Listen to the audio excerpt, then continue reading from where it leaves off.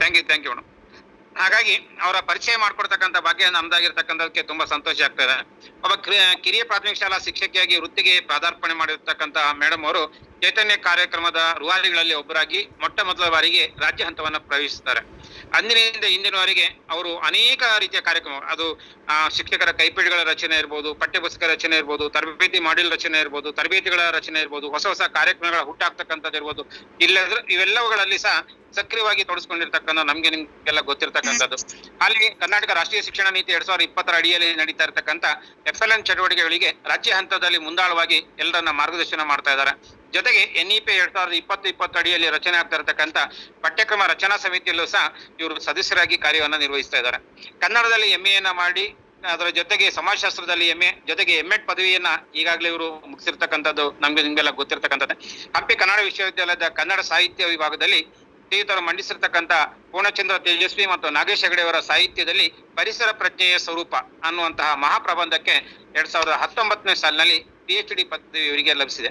ಕರ್ನಾಟಕ ಪಠ್ಯಪುಸ್ತಕ ರಚನಾ ಸಮಿತಿಯಲ್ಲಿ ಸದಸ್ಯರಾಗಿ, ಶಿಕ್ಷಕರ ತರಬೇತಿ ಸಾಹಿತ್ಯ ಹಾಗೆ ಮಾರ್ಗದರ್ಶಿ ರಚನೆಯಲ್ಲಿ ಸದಸ್ಯರಾಗಿ, ಸಂಪನ್ಮೂಲ ವ್ಯಕ್ತಿಯಾಗಿ, ಮಾರ್ಗದರ್ಶಕರಾಗಿ, ಮುಖ್ಯಸ್ಥರಾಗಿ, ನೋಡಲ್ ಅಧಿಕಾರಿಗಳಾಗಿ ಇವರಿಗೆ ಇವರು ಕಾರ್ಯವನ್ನು ನಿರ್ವಹಿಸಿದ್ದಾರೆ. ಪ್ರಜಾವಾಣಿ ದೈನಿಕದಲ್ಲಿ ಶಿಕ್ಷಣ ಕುರಿತ ಅನೇಕ ಲೇಖನಗಳು ಈಗಾಗಲೇ ಪ್ರಕಟಗೊಂಡಿದ್ದಾವೆ. ಹಾಗೇನೆ ಉದಯವಾಣಿ, ಮಹಿಳಾ ಸಂಪದ ಜೊತೆಗೆ ವಿಜಯ ಕರ್ನಾಟಕ ದೈನಿಕದಲ್ಲೂ ಸಹ ಅನೇಕ ಲೇಖನಗಳು ಪ್ರಕಟ ಆಗ್ತಕ್ಕಂಥ ನಾವು ನೀವೆಲ್ಲ ಓದಿದೀವಿ. ಆಕಾಶವಾಣಿ ಬೆಂಗಳೂರಿನ FM ರೈನ್ಬೋದಲ್ಲಿ ಪ್ರಸಾರ ಆಗ್ತಕ್ಕಂಥ ಅರಳಲ್ಲಿ ಜೀವನ ಮೆಲ್ಲಗೆ ಕಾರ್ಯಕ್ರಮದಲ್ಲಿ ಇವರ ವ್ಯಕ್ತಿಗತ ಜೀವನದ ಕುರಿತ ಒಂದು ಕಾರ್ಯಕ್ರಮ ಪ್ರಸಾರ ಆಗಿರ್ತಕ್ಕಂಥದ್ದು ನಿಮ್ಗೆಲ್ಲ ಹೆಮ್ಮೆ ತರತಕ್ಕಂಥ ವಿಚಾರ. ಕನ್ನಡ ಸಾಹಿತ್ಯ ಪರಿಷತ್ತು ಶಿವಮೊಗ್ಗ ವತಿಯಿಂದ ನೀಡಿದ ಸಾಧಕಿ ರತ್ನ ಪ್ರಶಸ್ತಿಯ ಜೊತೆಗೆ ಇತರ ಅನೇಕ ಮಾನ ಸನ್ಮಾನಗಳು ರಾಜ್ಯದಾದ್ಯಂತ ಈಗಾಗಲೇ ಇವರಿಗೆ ಸಂದಿವೆ.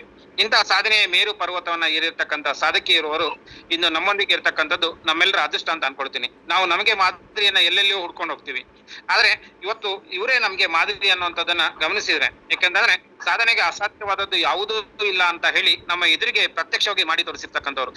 ಸಾಮಾನ್ಯ ಪ್ರಾಥಮಿಕ ಶಾಲಾ ಶಿಕ್ಷಕಿಯಾಗಿ ಕಾರ್ಯಕ್ಕೆ ಪಾದಾರ್ಪಣೆ ಮಾಡಿರ್ತಕ್ಕಂಥವ್ರು, ಅದರ ನಂತರ ಪದವಿಗಳ ಮೇಲೆ ಪದವಿಗಳನ್ನ ಪಡೆದಿರ್ತಕ್ಕಂಥದ್ದು, ಡಾಕ್ಟರೇಟ್ ಅನ್ನ ಪಡೆದಿರ್ತಕ್ಕಂಥದ್ದು, KES ಅನ್ನ ಮಾಡಿರ್ತಕ್ಕಂಥದ್ದು, ರಾಜ್ಯ ಹಂತದ ಅಧಿಕಾರಿಯಾಗಿ ಅವರು ಬೆಳವಣಿಗೆಯನ್ನ ಹೊಂದ್ತಾ ಬರ್ತಾರೆ ಅಂತಂದ್ರೆ ಇವರಿಗಿಂತ ಬೇರೆ ಮಾದರಿ ನಮ್ಗೆ ಬೇಕಾಗಲ್ಲ.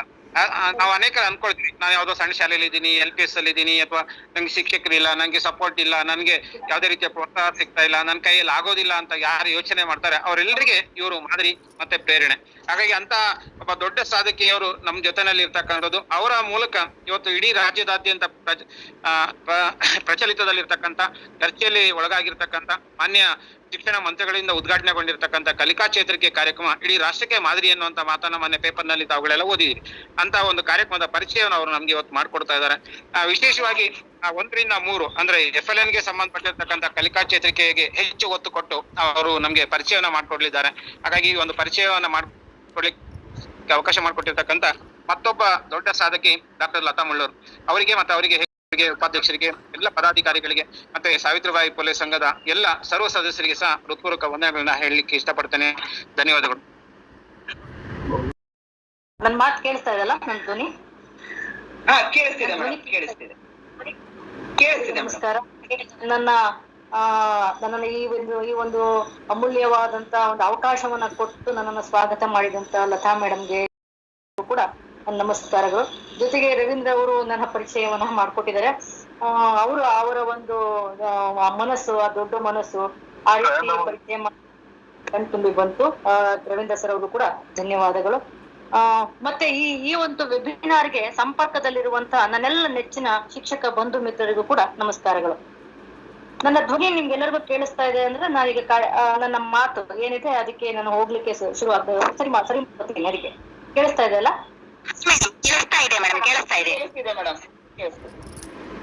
ಆತ್ಮೀಯ ಶಿಕ್ಷಕ ಬಂಧುಗಳೇ, ಬಹಳ ಮುಖ್ಯವಾಗಿ ಘನ ಕರ್ನಾಟಕ ಸರ್ಕಾರ 1 ರಿಂದ 3ನೇ ತರಗತಿ, ನಾನು ಯಾಕೆ ತಗೊಳ್ತೀನಿ, FLN foundation literacy and numeracy, ಬುನಾದಿ ಅಕ್ಷರ ಹಾಗೂ ಸಂಖ್ಯಾಜ್ಞಾನ ಅಂದ್ರೆ 3 ವರ್ಷ ವಯಸ್ಸಿನಿಂದ 9 ವರ್ಷ ವಯಸ್ಸಿನ ವರೆಗಿನ ಶಿಕ್ಷಣವನ್ನ ಬುನಾದಿ ಅಕ್ಷರ ಹಾಗೂ ಸಂಖ್ಯಾಜ್ಞಾನ ಅಂತ ಹೇಳಿ ಅದನ್ನ ಪರಿಗಣಿಸಿದೆ. ಯಾವ್ದ್ರ ಮೂಲಕ NEP 2020 ಪ್ರಕಾರ ಈ 5 ವರ್ಷಗಳ ಶಿಕ್ಷಣ ಇದೆಯಲ್ಲ, ಅದು ಬುನಾದಿ ಅಕ್ಷರ ಹಾಗೂ ಸಂಖ್ಯಾಜ್ಞಾನದ ಶಿಕ್ಷಣ. ಈಗ ಮೊಟ್ಟ ಮೊದಲನೇ ಬಾರಿಗೆ 1 ಮತ್ತು 2ನೇ ತರಗತಿಯನ್ನ ಪ್ರಧಾನವಾಗಿ ಇಟ್ಕೊಂಡು ಯೋಚನೆ ಮಾಡೋದಾದ್ರೆ ಇದು ಬುನಾದಿ ಅಕ್ಷರ ಮತ್ತು ಸಂಖ್ಯಾ ಜ್ಞಾನಕ್ಕೆ ಸೇರುವಂತ 2 ತರಗತಿಗಳು. ಹಾಗೆ 3ನೇ ತರಗತಿ ಕೂಡ ನಮ್ ಜೊತೆಗೆ ಸೇರ್ತಾ ಇದೆ. ಯಾಕಂತಂದ್ರೆ ಬುನಾದಿ ಅಕ್ಷರ ಮತ್ತು ಸಂಖ್ಯಾ ಜ್ಞಾನದ ಪ್ರಗತಿಯನ್ನ ಹೊರೆ ಹಚ್ಚಲಿಕ್ಕೆ ಅಥವಾ ಅವಲೋಕನ ಮಾಡ್ಲಿಕ್ಕೆ ಇರುವಂತಹ ತರಗತಿಯೇ 3ನೇ ತರಗತಿ. ಹಾಗಾಗಿ ನಮ್ಮ ಯಾವುದೇ ಪ್ರಯತ್ನಗಳು ಬುನಾದಿ ಅಕ್ಷರ ಹಾಗೂ ಸಂಖ್ಯಾ ಜ್ಞಾನದಲ್ಲಿ ನಾವು ಮಾಡಕ್ ಹೊರಟ್ರೆ ಅದು 3 ತರಗತಿಗಳನ್ನು ಕೂಡ ಅವಲಂಬನೆ ಆಗಿದೆ ಅನ್ನುವಂತ ವಿಚಾರ ಶಿಕ್ಷಕರಿಗೆ ಗೊತ್ತಾಗ್ಬೇಕು. ಈಗ ಮೊದಲನೇದಾಗಿ ಏನಾಗಿದೆಯಪ್ಪ ಅಂದ್ರೆ NEP ಆಶಯದ ಪ್ರಕಾರ 2 ಪ್ರಮುಖವಾದ ಕಾರ್ಯಕ್ರಮಗಳನ್ನ ನಾವು ಈ ಪ್ರಾಥಮಿಕ ಹಂತದಲ್ಲಿ ನಾವು ಅನುಷ್ಠಾನ ಮಾಡೋದಕ್ಕೆ ಹೊರಟಿದೀವಿ. ಮೊದಲನೇ ಕಾರ್ಯಕ್ರಮ ಅಂತ ಅಂದ್ರೆ ಅದು ವಿದ್ಯಾ ಪ್ರವೇಶ. ಇದು NEP ಆಶಯದಂತೆ ಇಡೀ ಭಾರತ ದೇಶದಾದ್ಯಂತ ಅನುಷ್ಠಾನಗೊಳ್ಳಲೇಬೇಕಾಗಿರುವ ಪ್ರಮುಖ ಕಾರ್ಯಕ್ರಮ ವಿದ್ಯಾ ಪ್ರವೇಶ. ಈ ವಿದ್ಯಾ ಪ್ರವೇಶ ನೋಡಿ, ಅದಕ್ಕೆ ಯೋಚನೆ, ನೀವು ಶಿಕ್ಷಕರು ಗೊಂದಲ ಮಾಡ್ಕೋಬೇಡಿ. ವಿದ್ಯಾಗಮ ಬೇರೆ. ವಿದ್ಯಾಗಮ ನಾವು ನಮ್ಮ ರಾಜ್ಯದಲ್ಲಿ ಕೋವಿಡ್ ನ ಸಾಂಕ್ರಾಮಿಕ ಸನ್ನಿವೇಶಕ್ಕೆ ನಾವು ಅನುಷ್ಠಾನಕ್ಕೆ ತಂದಂತ ನಮ್ಮ ಹಂತದ ಕಾರ್ಯಕ್ರಮ ಅಷ್ಟೇ. ಆ ಹೆಸರೇ ಬೇರೆ, ಈ ಹೆಸರೇ ಬೇರೆ. ನಾನೀಗ ಮಾತನಾಡ್ತಾ ಇರೋದು ವಿದ್ಯಾ ಪ್ರವೇಶ. ಇದು ಇಡೀ ಭಾರತ ದೇಶದ ಎಲ್ಲಾ ರಾಜ್ಯಗಳಲ್ಲಿ ಇದು ಅನುಷ್ಠಾನಕ್ಕೆ ಒಳಪಡ್ತಾ ಇದೆ. ಇದರ ಮುಖ್ಯ ಉದ್ದೇಶ ಏನಪ್ಪಾ ಅಂತಂದ್ರೆ 1ನೇ ತರಗತಿಗೆ ದಾಖಲಾಗುವಂತ ಮಗುವಿಗೆ ಪೂರ್ವ ಕಲಿಕಾ ಸಿದ್ಧತೆಗಳು ಗೊತ್ತಾಗಿರ್ಬೇಕು. ಅಂತಂದ್ರೆ ಅಕ್ಷರ ಕಲಿಯುವುದಕ್ಕೆ ಮೊದಲು ಆ ಮಗುವಿಗೆ ಅನೇಕ ಸರ್ವಾಂಗೀಣ ಅಭಿವೃದ್ಧಿಗೆ ಸಂಬಂಧಪಟ್ಟಂತೆ ಭಾವನಾತ್ಮಕ, ಸಾಮಾಜಿಕ, ಬೌದ್ಧಿಕ ಹಾಗೂ ಮನೋವಿಕಾಸದ ಅಡಿಯಲ್ಲಿ ಮಗುವನ್ನ ನಾವು ಏನ್ ಮಾಡ್ಬೇಕಾಗಿದೆ, ಗಟ್ಟಿಗೊಳಿಸ್ಬೇಕಾಗಿದೆ. ಆ ಹಿನ್ನೆಲೆಯಲ್ಲಿ ಸಂಯೋಜನೆ ಮಾಡಿರುವಂತಹ ಒಂದು ಕಾರ್ಯಕ್ರಮವೇ ವಿದ್ಯಾ ಪ್ರವೇಶ. ಈ ವಿದ್ಯಾ ಪ್ರವೇಶವನ್ನ ಕೇಂದ್ರ ಸರ್ಕಾರದ ಮಾರ್ಗಸೂಚಿ ಪ್ರಕಾರ ಇದರ ಅವಧಿ ಏನಪ್ಪಾ ಅಂತಂದ್ರೆ, ನಾವು ಶಾಲೆಯನ್ನ ಯಾವಾಗ ಆರಂಭ ಮಾಡ್ತೀವಿ ಅಂದ್ರೆ ಶೈಕ್ಷಣಿಕ ವರ್ಷವನ್ನ ಯಾವಾಗ ಆರಂಭ ಮಾಡ್ತೀವಿ ಅಲ್ಲಿಂದ 3 ತಿಂಗಳು ಈ ಕಾರ್ಯಕ್ರಮವನ್ನ ನಾವು ಮಾಡಬೇಕಾಗಿದೆ. ಅಂದ್ರೆ ಕೇಂದ್ರ ಮಾರ್ಗಸೂಚಿ ಪ್ರಕಾರ ಇದು 1ನೇ ತರಗತಿಗಾಗಿ ಇರುವಂತಹ ಕಾರ್ಯಕ್ರಮ. ಎಷ್ಟು ತಿಂಗಳು? 3 ತಿಂಗಳು. ಈಗ ಉದಾಹರಣೆಗೆ ನಾವು ಜೂನ್ ಅನ್ನ ಶೈಕ್ಷಣಿಕ ವರ್ಷದ ಆರಂಭದ ತಿಂಗಳು ಅಂತ ಇಟ್ಕೊಳ್ಳೋದಾದ್ರೆ ಜೂನ್, ಜುಲೈ, ಆಗಸ್ಟ್ ಈ 3 ತಿಂಗಳ ಕಾಲ ನಾವು ಪ್ರಾಥಮಿಕ ತರಗತಿಗಳಲ್ಲಿ ವಿದ್ಯಾ ಪ್ರವೇಶ ಕಾರ್ಯಕ್ರಮವನ್ನ ಅನುಷ್ಠಾನ ಮಾಡ್ತಾ ಇದ್ದೀವಿ. ಅಂದ್ರೆ ಇದು ಒಂದು ಕೇಂದ್ರ ಮಾರ್ಗಸೂಚಿಯ ನಿರ್ದೇಶನದಂತೆ ನಡೆಯುತ್ತಿರುವಂತಹ ಕಾರ್ಯಕ್ರಮ. ಈ ಕಾರ್ಯಕ್ರಮದ ಅವಧಿ ನಾನು ಹೇಳಿದಾಗೆ 3 ತಿಂಗಳು ಅಥವಾ 12 ವಾರ. ಅಂದ್ರೆ ನಾವು 90 ದಿನ ಅಂತ ಇಟ್ಕೊಳ್ಳೋದಾದ್ರೆ ಈ 90 ದಿನದಲ್ಲಿ ನಮಗೆ ಸಿಗುವ ಕರ್ತವ್ಯದ ದಿನಗಳು ಎಷ್ಟಾಗಿರುತ್ತೋ ಅಷ್ಟು ದಿನಗಳಲ್ಲಿ ನಾವೇನ್ ಮಾಡ್ಬೇಕಾಗಿದೆ, ವಿದ್ಯಾ ಪ್ರವೇಶ ಕಾರ್ಯಕ್ರಮವನ್ನ ಅನುಷ್ಠಾನ ಮಾಡಬೇಕು. ಕೇಂದ್ರದ ಮಾರ್ಗಸೂಚಿಯಲ್ಲಿ ಇದನ್ನು ಗುರುತಿಸಿರುವಂತ ತರಗತಿ 1ನೇ ತರಗತಿ. ಯಾವ ಮಕ್ಕಳು ಪ್ರಸಕ್ತ 2022-23ನೇ ಸಾಲಿಗೆ 1ನೇ ತರಗತಿಗೆ ದಾಖಲಾಗುತ್ತೆ ಬರ್ತಾ ಇದಾರಲ್ಲ, ಆ ಎಲ್ಲ ಮಕ್ಕಳಿಗೆ ವಿದ್ಯಾ ಪ್ರವೇಶವನ್ನ ನಾವು ಅನುಷ್ಠಾನ ಮಾಡಬೇಕಾಗಿದೆ. ಆದ್ರೆ ನಮಗೆ ಕರ್ನಾಟಕ ರಾಜ್ಯದಲ್ಲಿ 2 ರೀತಿಯಾದಂತ ಒಂದು ಸಮಸ್ಯೆ ಎದುರಾಗ್ತದೆ. ಒಂದು, ನಲಿಕಲಿಯ ಘಟಕದಲ್ಲಿ 3 ತರಗತಿಗಳಿದೆ. ತರಗತಿ 1, ತರಗತಿ 2, ತರಗತಿ 3. ಹಾಗಾಗಿ ಒಂದೇ ಘಟಕದಲ್ಲಿ 3 ತರಗತಿ ಇರುವಾಗ 1ನೇ ತರಗತಿಗೆ ವಿದ್ಯಾ ಪ್ರವೇಶ, 2 ಮತ್ತೆ 3ನೇ ತರಗತಿಗೆ ಬೇರೆ ಕಾರ್ಯಕ್ರಮವನ್ನ ನಾವು ಅನುಷ್ಠಾನ ಮಾಡೋದಾದ್ರೆ ಶಿಕ್ಷಕರಿಗೆ ನಿರ್ವಹಣೆಗೆ ತುಂಬಾ ಕಷ್ಟ ಆಗುತ್ತೆ. ಯಾಕಂತಂದ್ರೆ ಆರಂಭಿಕ ತರಗತಿಗಳಲ್ಲಿ ಎಲ್ಲ ತರಗತಿಗೂ ನೀವು ನೋಡೋದಾದ್ರೆ ಎಲ್ಲ ತರಗತಿಗಳಿಗೂ ಪೂರ್ವಭಾವಿ ಸಿದ್ಧತಾ ಪ್ರಕ್ರಿಯೆನೇ ಆರಂಭದಲ್ಲಿ ನೀವು ಅನುಷ್ಠಾನ ಮಾಡೋದು. ನಲಿಕಲಿಯ ಏಣಿಯನ್ನು ನೀವು ಗಮನಿಸಿ, ಮೊದಲ ಮೈಲುಗಲ್ಲು ಏನಂತ ಇದೆ, ಆ ಮೊದಲ ಮೈಲುಗಲ್ಲಿನ ಎಲ್ಲ ಚಟುವಟಿಕೆಗಳು ಮಗುವಿನ ಕಲಿಕೆಗೆ ಬೇಕಾಗಿರುವಂತ ಪೂರ್ವಭಾವಿ ಸಿದ್ಧತಾ ಚಟುವಟಿಕೆಗಳೇ ಆಗಿರುತ್ತೆ. ಈ ಹಿನ್ನೆಲೆಯಲ್ಲಿ ಹಾಗೂ ಇನ್ನೊಂದು ಪ್ರಮುಖವಾದಂತ ಹಿನ್ನೆಲೆ ಯಾವ್ದಪ್ಪ ಅಂತಂದ್ರೆ, ಕೋವಿಡ್ ಸಾಂಕ್ರಾಮಿಕ ಸನ್ನಿವೇಶದಿಂದ ಮಗುವಿನ ಕಲಿಕೆಯಲ್ಲಿ ಅನೇಕ ರೀತಿಯ ಕೊರತೆಗಳು ಉಂಟಾಗಿದೆ. ಆ ಕೊರತೆಗಳು ಬರೀ ಕಲಿಕೆಯ ಕೊರತೆ ಅಲ್ಲ, ಸಾಮಾಜೀಕರಣವಾಗಬೇಕಾಗಿತ್ತು ಮಗು, ಎಲ್ಲರ ಜೊತೆ ಬೆರಿಬೇಕಾಗಿತ್ತು ಮಗು. ಆದ್ರೆ ಈ 3 ವರ್ಷಗಳಲ್ಲಿ ಅದಕ್ಕೆ ಬೆರೆಯೋದಿಕ್ಕೆ ಅವಕಾಶ ಸಿಕ್ಕಿಲ್ಲ. ಮಗುವಿನ ವಯಸ್ಸು ಜಾಸ್ತಿ ಆಗಿದೆ, ಆದ್ರೆ ಮಗುವಿನ ಭಾವನಾತ್ಮಕ ವಲಯ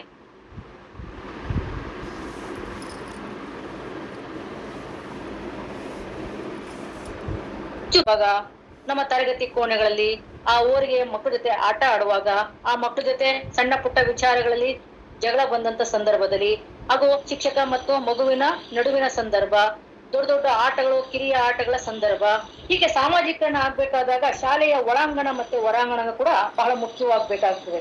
ಹಾಗಾಗಿ ಈ ಭಾವನಾತ್ಮಕ ಮತ್ತು ಸಾಮಾಜಿಕ ಆಯಾಮದ ಅಡಿಯಲ್ಲೂ ಕೂಡ ಈ 2 ಮತ್ತೆ 3ನೇ ತರಗತಿಗೆ ಅನೇಕ ಸಿದ್ಧತೆಗಳು ಆಗ್ಲೇಬೇಕಾಗಿದೆ ಅನ್ನುವಂತ 2 ಅಂಶ.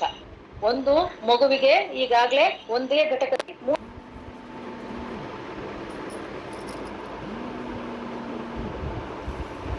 ಬೇಕಾಗಿರೋ ಹಿನ್ನೆಲೆಯಲ್ಲಿ ನಾವು ಈ ಬಾರಿಗೆ ತರಗತಿ 1, ತರಗತಿ 2, ತರಗತಿ 3 ಈ 3 ತರಗತಿಯ ಮಕ್ಕಳಿಗೂ ವಿದ್ಯಾ ಪ್ರವೇಶ ಕಾರ್ಯಕ್ರಮವನ್ನ ಅನುಷ್ಠಾನಕ್ಕೆ ತರ್ತಾ ಇದ್ದೀವಿ.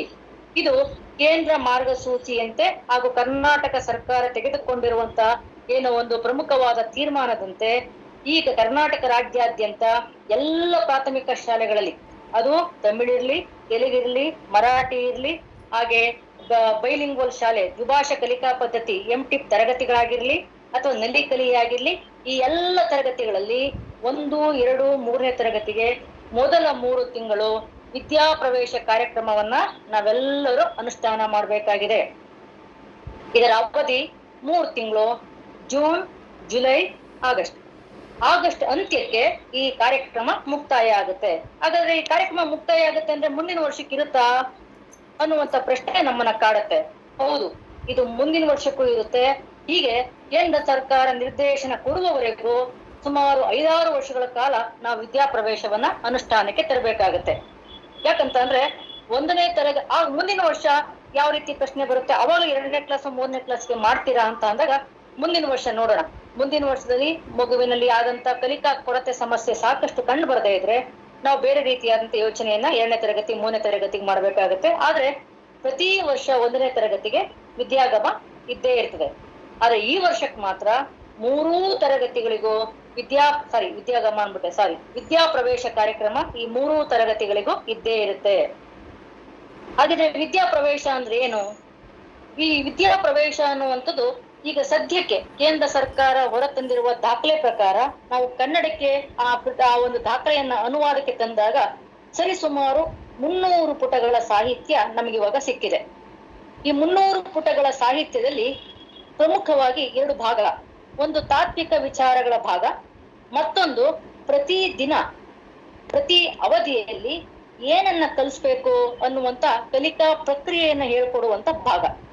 ತಾತ್ವಿಕ ವಿಚಾರಗಳು ಏನು?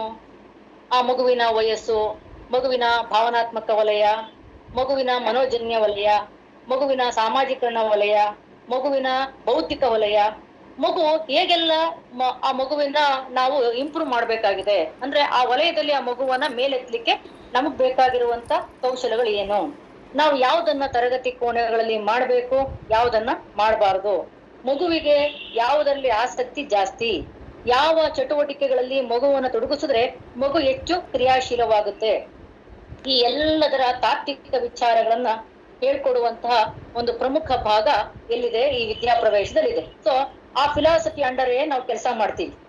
ಇನ್ನು ಮುಂದೆ ವಿದ್ಯಾಗಮದಲ್ಲಿ ಅನುಷ್ಠಾನಕ್ಕೆ ತರುವಾಗ ಶಿಕ್ಷಕರಿಗೆ ಅದರ ಫಿಲಾಸಫಿ, ತಾತ್ವಿಕ ವಿಚಾರಗಳು ಗೊತ್ತಾಗ್ಬೇಕು, ಹಾಗೆ ಅನುಷ್ಠಾನದ ಕ್ರಮಗಳು ಕೂಡ ಗೊತ್ತಾಗ್ಬೇಕು. ಅನುಷ್ಠಾನದ ಕ್ರಮ ಅಂದ್ರೆ ಈಗ ಉದಾಹರಣೆಗೆ ಜೂನ್ 1ನೇ ತಾರೀಕು ನಾನು ಈ ವಿದ್ಯಾ ಪ್ರವೇಶವನ್ನ ನಾನು ಅನುಷ್ಠಾನಕ್ಕೆ ತರ್ತೀನಿ ಅನ್ನೋದಾದ್ರೆ, ವಿದ್ಯಾ ಪ್ರವೇಶ ಜೂನ್ 1ರಲ್ಲಿ ಮೊದಲ ದಿನ ಏನ್ ಮಾಡ್ಬೇಕು ಅಂತ ಹೇಳಿದೆ, ಅದನ್ನೇ ಕರ್ನಾಟಕ ರಾಜ್ಯದ ಎಲ್ಲ ಶಿಕ್ಷಕರು ಮಾಡ್ಬೇಕು. ಅದು ಒಂದು ದಿನಕ್ಕೆ ಅವಧಿಗಳನ್ನ ಅದು ಗುರುತು ಮಾಡಿಕೊಟ್ಟಿದೆ.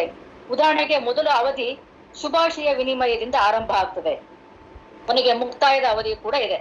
ಅಂದ್ರೆ ಅದು ಅಲ್ಲಿ ಹೇಳ್ತಾ ಹೋಗ್ತಾರೆ ಶುಭಾಶಯ ವಿನಿಮಯದ ಅವಧಿ. ಅಂದ್ರೆ ಈ ಸಂದರ್ಭದಲ್ಲಿ ಮಕ್ಕಳನ್ನ ಪರಸ್ಪರ ಶಿಕ್ಷಕ ಮತ್ತೆ ಮಗುವಿನ ನಡುವೆ ಅನೇಕ ರೀತಿಯ ಶುಭಾಶಯಗಳು ವಿನಿಮಯ ಆಗ್ಬೇಕು. ಅಥವಾ ನಮಸ್ತೆ ಅಂತ ಹೇಳ್ತೀರಾ, ಅಥವಾ ಮಕ್ಕಳನ್ನ ಸ್ವಾಗತಿಸ್ತೀರಾ, ಅಥವಾ ಮಕ್ಕಳಿಗೆ ಗುಡ್ ಮಾರ್ನಿಂಗ್ ಅಂತ ಹೇಳ್ತೀರಾ, ಅಥವಾ ಮಗುವಿನ ಹೆಸರನ್ನ ಕೇಳೋದ್ರ ಮೂಲಕ ತರಗತಿಯನ್ನು ಆರಂಭ ಮಾಡ್ತೀರಾ, ಮಗುವಿನ ಚಿಕ್ಕ ಚಿಕ್ಕ ಪರಿಚಯ ಮಾಡ್ಕೊಳ್ಳೋದ್ರ ಮೂಲಕ ಶುಭಾಶಯ ವಿನಿಮಯದೊಂದಿಗೆ ಮಗುವನ್ನ ಸ್ವಾಗತಿಸ್ತೀರಾ. ಈ ಎಲ್ಲ ರೀತಿಯ ಶುಭಾಶಯ ವಿನಿಮಯದ ದಿನಗಳು ಇರ್ತವೆ. ಇವು 3 ತಿಂಗಳು ಇರ್ತವೆ. ಅಂದ್ರೆ ಜೂನ್ 1ರಿಂದ ಆರಂಭ ಆದ್ರೆ ಆಗಸ್ಟ್ ಅಂತ್ಯದವರೆಗೂ ಕೂಡ ಶುಭಾಶಯ ವಿನಿಮಯದ ಮೊದಲ ಅವಧಿ ಇದ್ದೇ ಇರ್ತದೆ. ಅದೇ ರೀತಿ ಆಟದ ಅವಧಿ, ಈ ಆಟದ ಅವಧಿಯಲ್ಲೂ ಕೂಡ ಇದು ಕೂಡ ಜೂನ್ ನಲ್ಲಿ ಆರಂಭ ಆದ್ರೆ ಆಗಸ್ಟ್ ವರೆಗೂ ಆಟದ ಅವಧಿಗಳು ಇದ್ದೇ ಇರ್ತದೆ. ಆ ಆಟದ ಅವಧಿಯಲ್ಲಿ 2 ರೀತಿಯ ಆಟ, ಒಂದು ಮುಕ್ತ ಆಟ, ಒಂದು ನಿರ್ದೇಶನಾತ್ಮಕ ಆಟ. ಮಗುವನ್ನ ತಾನಾಗಿ ಆಟ ಆಡು ಅಂತ ಹೇಳಿ ಬಿಡುವಂಥದ್ದು, ಮತ್ತೆ ಮಗುವನಿಗೆ ನಿರ್ದೇಶನವನ್ನ ಕೊಡೋದು. ಮಗು ನೀನ್ ಈ ರೀತಿಯ ಆಟವನ್ನ ಆಡು, ಇದನ್ನ ಆಡ್ಬೇಕಾದ್ರೆ ಹೇಗಿರ್ತದೆ ನೋಡುವಂತ ಶಿಕ್ಷಕರ ಮಾರ್ಗದರ್ಶನದಲ್ಲಿ ಆಡುವಂತಹ ಆಟಗಳು ಕೂಡ ಇದ್ದೇ ಇರ್ತದೆ. ಹಾಗೆ ಇದು ಕೂಡ, ಈ ಆಟದ ಅವಧಿಗಳು ಕೂಡ ವ್ಯತ್ಯಾಸ ಆಗೋದಿಲ್ಲ. ಇದು ಜೂನ್ ತಿಂಗಳಿಂದ ಆಗಸ್ಟ್ ವರೆಗೂ ಇದ್ದೇ ಇರ್ತದೆ. ಮತ್ತೆ ಜೊತೆಗೆ ಅಲ್ಲಿ ಇನ್ನೊಂದು ಅವಧಿ ಇರುತ್ತೆ, ನನ್ನ ಸಮಯ, ಸರ್ಕಲ್ ಟೈಮ್. ಈ ನನ್ನ ಸಮಯ ಅನ್ನೋದು ಹೇಗಿದೆಯಪ್ಪ ಅಂತಂದ್ರೆ, ಮಗುವಿಗೂ ಅದರದ್ದೇ ಆದಂತ ಸ್ಪೇಸ್ ಅಥವಾ ಸಮಯ ಬೇಕಾಗಿದೆ. ಅದೊಂದು ಪುಟ್ಟು ಮಗು, ಅದಕ್ಕೆ ಕೆಲವು ಸಲ ಬೇಸರ ಆಗುತ್ತೆ, ಕೆಲವು ಸಲ ಇನ್ಯಾವುದೋ ಆಟ ಆಡ್ಬೇಕು ಅನ್ಸುತ್ತೆ, ಅಥವಾ ಇನ್ಯಾವುದೋ ಚಟುವಟಿಕೆಗಳಲ್ಲಿ ತನ್ನನ್ನು ತೊಡಗಿಸ್ಕೋಬೇಕು ಅಂತ ಅನ್ಸುತ್ತೆ. ಆ ರೀತಿಯಲ್ಲಿ ನಮ್ಮ ತರಗತಿ ಕೋಣೆಗಳನ್ನು ಕೂಡ ನಾವೇನ್ ಮಾಡ್ಬೇಕಾಗಿದೆ, ಬದಲಾವಣೆಗೊಳಿಸಬೇಕಾಗಿದೆ. ಈ ವಿದ್ಯಾ ಪ್ರವೇಶದಲ್ಲಿ ಚಟುವಟಿಕೆ ಮೂಲೆಗಳನ್ನು ಕೂಡ ಗುರುತಿಸಿದ್ದಾರೆ. ಉದಾಹರಣೆಗೆ ಬಿಲ್ಡಿಂಗ್ ಬ್ಲಾಕ್ಸ್ ಮೂಲೆ, ಗೊಂಬೆಗಳ ಮೂಲೆ, ಆಟಿಕೆಗಳ ಮೂಲೆ, ಸೃಜನಾತ್ಮಕ ಸಾಹಿತ್ಯಗಳ ಮೂಲೆ, ಹೀಗೆ ಕ್ಲೇ ಮಾಲ್ಡಿಂಗ್, ಜೇಡಿ ಮಣ್ಣಿನ ಕರಕುಶಲ ಕಲೆಗಳ ಮೂಲೆ, ಈ ರೀತಿಯ ಪರಿಚಯ ಮಾಡಿದರೆ ಆ ಸಮಯದಲ್ಲಿ ಮಗು ಯಾವುದರಲ್ಲಿ ಅದು ಆಸಕ್ತಿಯನ್ನ ಪಡ್ಕೊಳ್ಳುತ್ತೋ ಆ ಮೂಲೆಗೆ ಹೋಗಿ ಅದು ಏನ್ ಮಾಡ್ಬೋದು, ತನ್ನನ್ನ ತೊಡಗಿಸ್ಕೊಬಹುದು. ಕೆಲವು ದಿನಗಳ ಕಾಲ ಅದು ಒಂದೇ ಮೂಲೆಯಲ್ಲಿ ಕೂತ್ಕೊಳ್ಬಹುದು. ಕೆಲವು ದಿನಗಳ ನಂತರ ಮೂಲೆಯಿಂದ ಮೂಲೆಗೆ ತನ್ನ ಏನ್ ಮಾಡ್ಬೇಕು, ತನ್ನ ಆಸಕ್ತಿಯನ್ನ ಬದಲಾವಣೆ ಮಾಡ್ಕೊಳ್ತಾ ಹೋಗುತ್ತೆ. ಈ ವಿದ್ಯಾಪ್ರವೇಶದಲ್ಲಿ ಅದಕ್ಕೆ ಏನ್ ಕೊಡ್ತಾರೆ, ಆ ಕೈಪಿಡಿಯಲ್ಲಿ ಮಾರ್ಗದರ್ಶನ ಇದೆ. ಈ ರೀತಿ ಚಟುವಟಿಕೆಯ ಮೂಲೆಗಳಲ್ಲಿ ಮಗುವನ್ನು ತೊಡಗಿಸುವಂಥದ್ದು ಹೇಗೆ, ಮಗುವನ್ನ ಎಲ್ಲಾ ಚಟುವಟಿಕೆಯ ಮೂಲೆಗಳಲ್ಲಿ ಎಂಗೇಜ್ ಮಾಡುವಂತಹ ಕ್ರಮಗಳು ಯಾವುದು, ಈ ಹಂತದಲ್ಲಿಯೂ ಕೂಡ ಶಿಕ್ಷಕ ಅನುಸರಿಸಬೇಕಾಗಿರೋದು ಏನು, ಮತ್ತೆ ಮಾಡದೆ ಇರಬೇಕಾದಂಥದ್ದು ಏನು ಅನ್ನುವುದರ ವಿವರವನ್ನ ನಾವು ವಿದ್ಯಾಪ್ರವೇಶ ಶಿಕ್ಷಕರ ಕೈಪಿಡಿಯಲ್ಲಿ ಕೊಟ್ಟಿದ್ದೀವಿ. ಸೊ ಹೀಗೆ ಮತ್ತೆ ಬುನಾದಿ ಸಂಖ್ಯಾಜ್ಞಾನ ಮತ್ತು ಒಂದು ಸ್ಥಳೀಯ ಪರಿಸರದ ಅರಿವು, ಅಂದ್ರೆ ಸಂಖ್ಯೆ ಕಲಿಸುವಾಗ ಸ್ಥಳೀಯ ಪರಿಸರದ ಜ್ಞಾನ ಮಗುವಿಗೆ ಇರಬೇಕಾಗುತ್ತೆ. ಗಣಿತದ ಅನೇಕ ಪರಿಕಲ್ಪನೆಗಳು ಮೂರ್ತ ವಸ್ತುವಿನ ಮೂಲಕ ಪರಿಚಯ ಆಗ್ತದೆ. ಉದಾಹರಣೆಗೆ ಒಂದು ಅಂತ ಹೇಳ್ಬೇಕಾರೆ, ಒಂದು ಎಲೆ, ಒಂದು ಟೇಬಲ್, ಒಂದು ಬಾಗಿಲು, ಒಂದು ಕಿಟಕಿ, ಒಂದು ವಸ್ತು, ಈ ರೀತಿ ವಸ್ತುಗಳನ್ನು ತೋರಿಸಿ ಮೂರ್ತ ವಸ್ತುಗಳಿಂದ ಅಮೂರ್ತದ ಕಡೆಗೆ, ಅರೆಮೂರ್ತ ಅಮೂರ್ತದ ಕಡೆಗೆ ಬರುವಂತದ್ದೇ ಗಣಿತ. ಹೀಗೆ ಮೂರ್ತ ಪರಿಕಲ್ಪನೆಗಳಿಗೆ ಸಂಖ್ಯಾಜ್ಞಾನದಲ್ಲಿ ಅತಿ ಹೆಚ್ಚು ಪರಿಸರವನ್ನ ಬಳಸ್ಕೊಳ್ಬೇಕಾಗಿದೆ. ಮಗುವಿನ ಸ್ಥಳೀಯ ಪರಿಸರದಲ್ಲಿ ಸಂಖ್ಯಾಜ್ಞಾನ ಪರಿಕಲ್ಪನೆಯನ್ನ ಮೂಡಿಸುವುದು ಹೇಗೆ ಅನ್ನೋದಕ್ಕೆ ಈ ವಿದ್ಯಾಪ್ರವೇಶದ ಅವಧಿಯಲ್ಲಿ ಅವಕಾಶವನ್ನ ಮಾಡಿಕೊಟ್ಟಿದ್ದಾರೆ. ಹಾಗೆ ಬುನಾದಿ ಅಕ್ಷರ. ಇನ್ನು ಉರ್ದು ಮಾಧ್ಯಮ ಬಂದಾಗಲೂ ಕೂಡ ಉರ್ದು ಮಾಧ್ಯಮದವರಿಗೆ 1 ಮತ್ತು 2ನೇ ತರಗತಿಯಲ್ಲಿ ಮಾತ್ರ ನಲಿ ಕಲಿ ಇದೆ, 3ನೇ ತರಗತಿಯಲ್ಲಿ ಕಲಿ ನಲಿ ಇದೆ.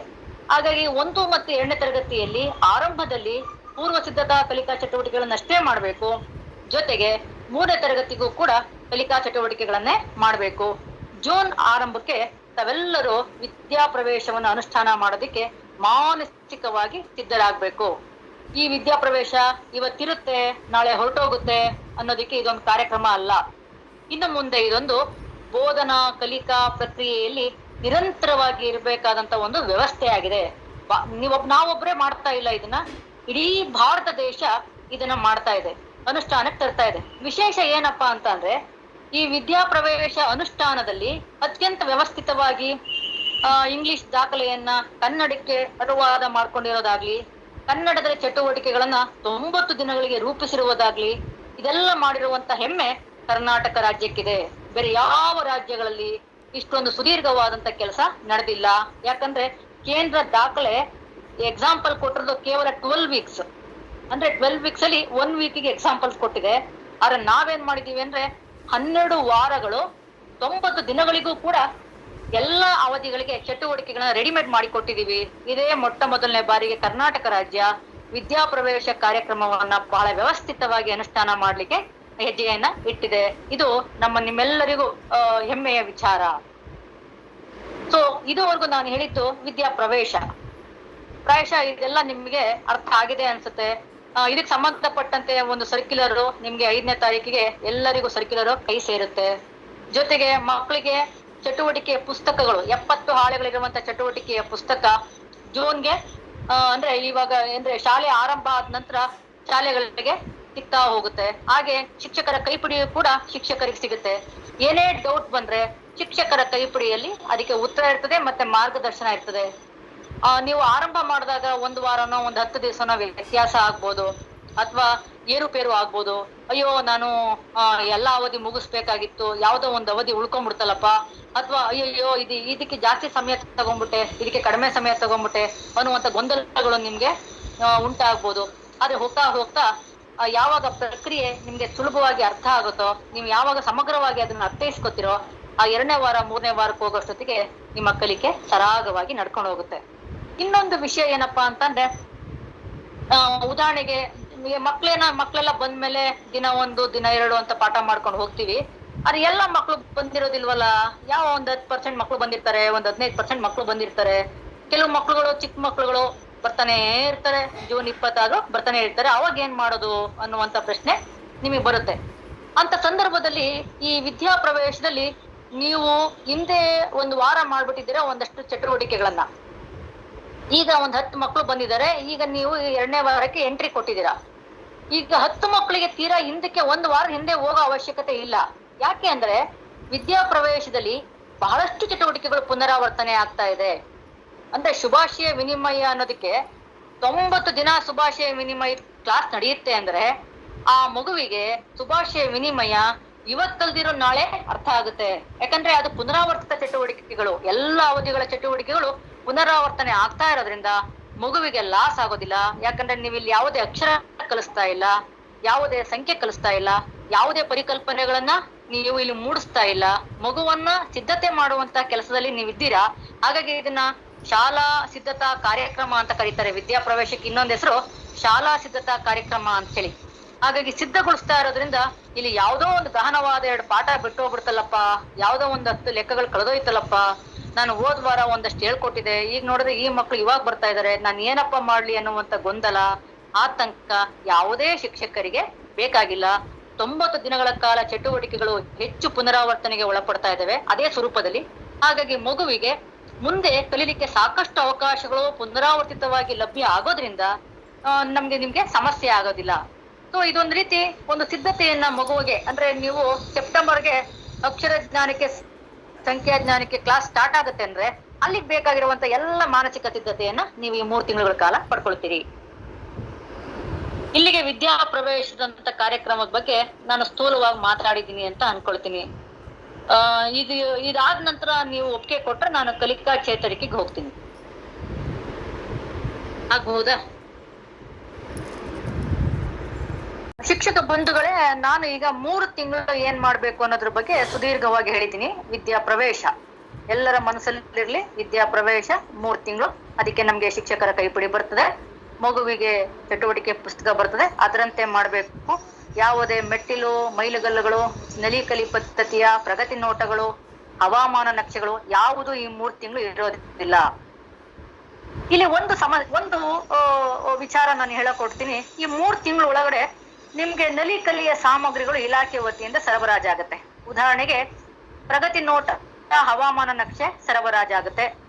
ಮತ್ತೆ ನಾವು ಅಭ್ಯಾಸ ಪುಸ್ತಕಗಳನ್ನ ಕೊಡ್ತಿದ್ವಲ್ಲ ಹಿಂದೆ, ಕನ್ನಡ, ಗಣಿತ, ಪರಿಸರ ಅಧ್ಯಯನ ಅಂತೇಳಿ, ಆ 3 ಪುಸ್ತಕಗಳು ಕೂಡ ಸರಬರಾಜು ಆಗುತ್ತೆ. ಮತ್ತೆ ಈ ಬಾರಿ ಇಂಗ್ಲಿಷ್ ನಲಿಕಲಿ ಲೆವೆಲ್ 3ರ ಶಿಕ್ಷಕರ ಕಾರ್ಡುಗಳು ಕೂಡ ಸರಬರಾಜು ಆಗುತ್ತೆ. ಜೊತೆಗೆ English Nali Kali level 1, level 2, level 3 ಈ 1, 2, 3 ಸಂಬಂಧಪಟ್ಟಂತ ಅಭ್ಯಾಸ ಪುಸ್ತಕಗಳು ಸರಬರಾಜಾಗುತ್ತೆ. ಇಷ್ಟೆಲ್ಲ ಸರಬರಾಜಾಗುವಂತ ಮೆಟೀರಿಯಲ್ ನ ಏನ್ ಮಾಡ್ಬೇಕು ಅಂತ ಅಂದ್ರೆ, ಈ 3 ತಿಂಗಳು ನೀವು ತೆಗಿಬಾರ್ದು. ಇಲಾಖೆ ಕೊಟ್ಟಿರುವಂತ ಎಲ್ಲ ಸಾಮಗ್ರಿಗಳು, ಅಂದ್ರೆ ವಿದ್ಯಾ ಪ್ರವೇಶದ 3 ಚಟುವಟಿಕೆ ಪುಸ್ತಕವನ್ನ ಹೊರತುಪಡಿಸಿ ಉಳಿದೆಲ್ಲ ಸಾಮಗ್ರಿಗಳನ್ನ ಕ್ಲೀನ ಗಂಟು ಮೂಟೆ ಕಟ್ಟಿ ಹುಷಾರಾಗಿ ಅದನ್ನ ನೀರಲ್ಲೂ ಅಥವಾ ಯಾವುದೇ ರೀತಿಯಾಗಿ ಅದು ಹಾಳಾಗದಂತೆ ಸಂರಕ್ಷಣೆ ಮಾಡಿ ಒಂದು ಜಾಗದಲ್ಲಿ ಇಟ್ಬಿಡ್ಬೇಕು. ಯಾಕಂತಂದ್ರೆ ಅದು ಮುಂದಕ್ಕೆ ಬೇಕಾಗಿದೆ ಸೆಪ್ಟೆಂಬರ್ ಇಂದ. ಆದ್ರೆ ಅವೆಲ್ಲವೂ 3 ತಿಂಗಳ ಒಳಗಡೆ ಬಂದ್ಬಿಡುತ್ತೆ.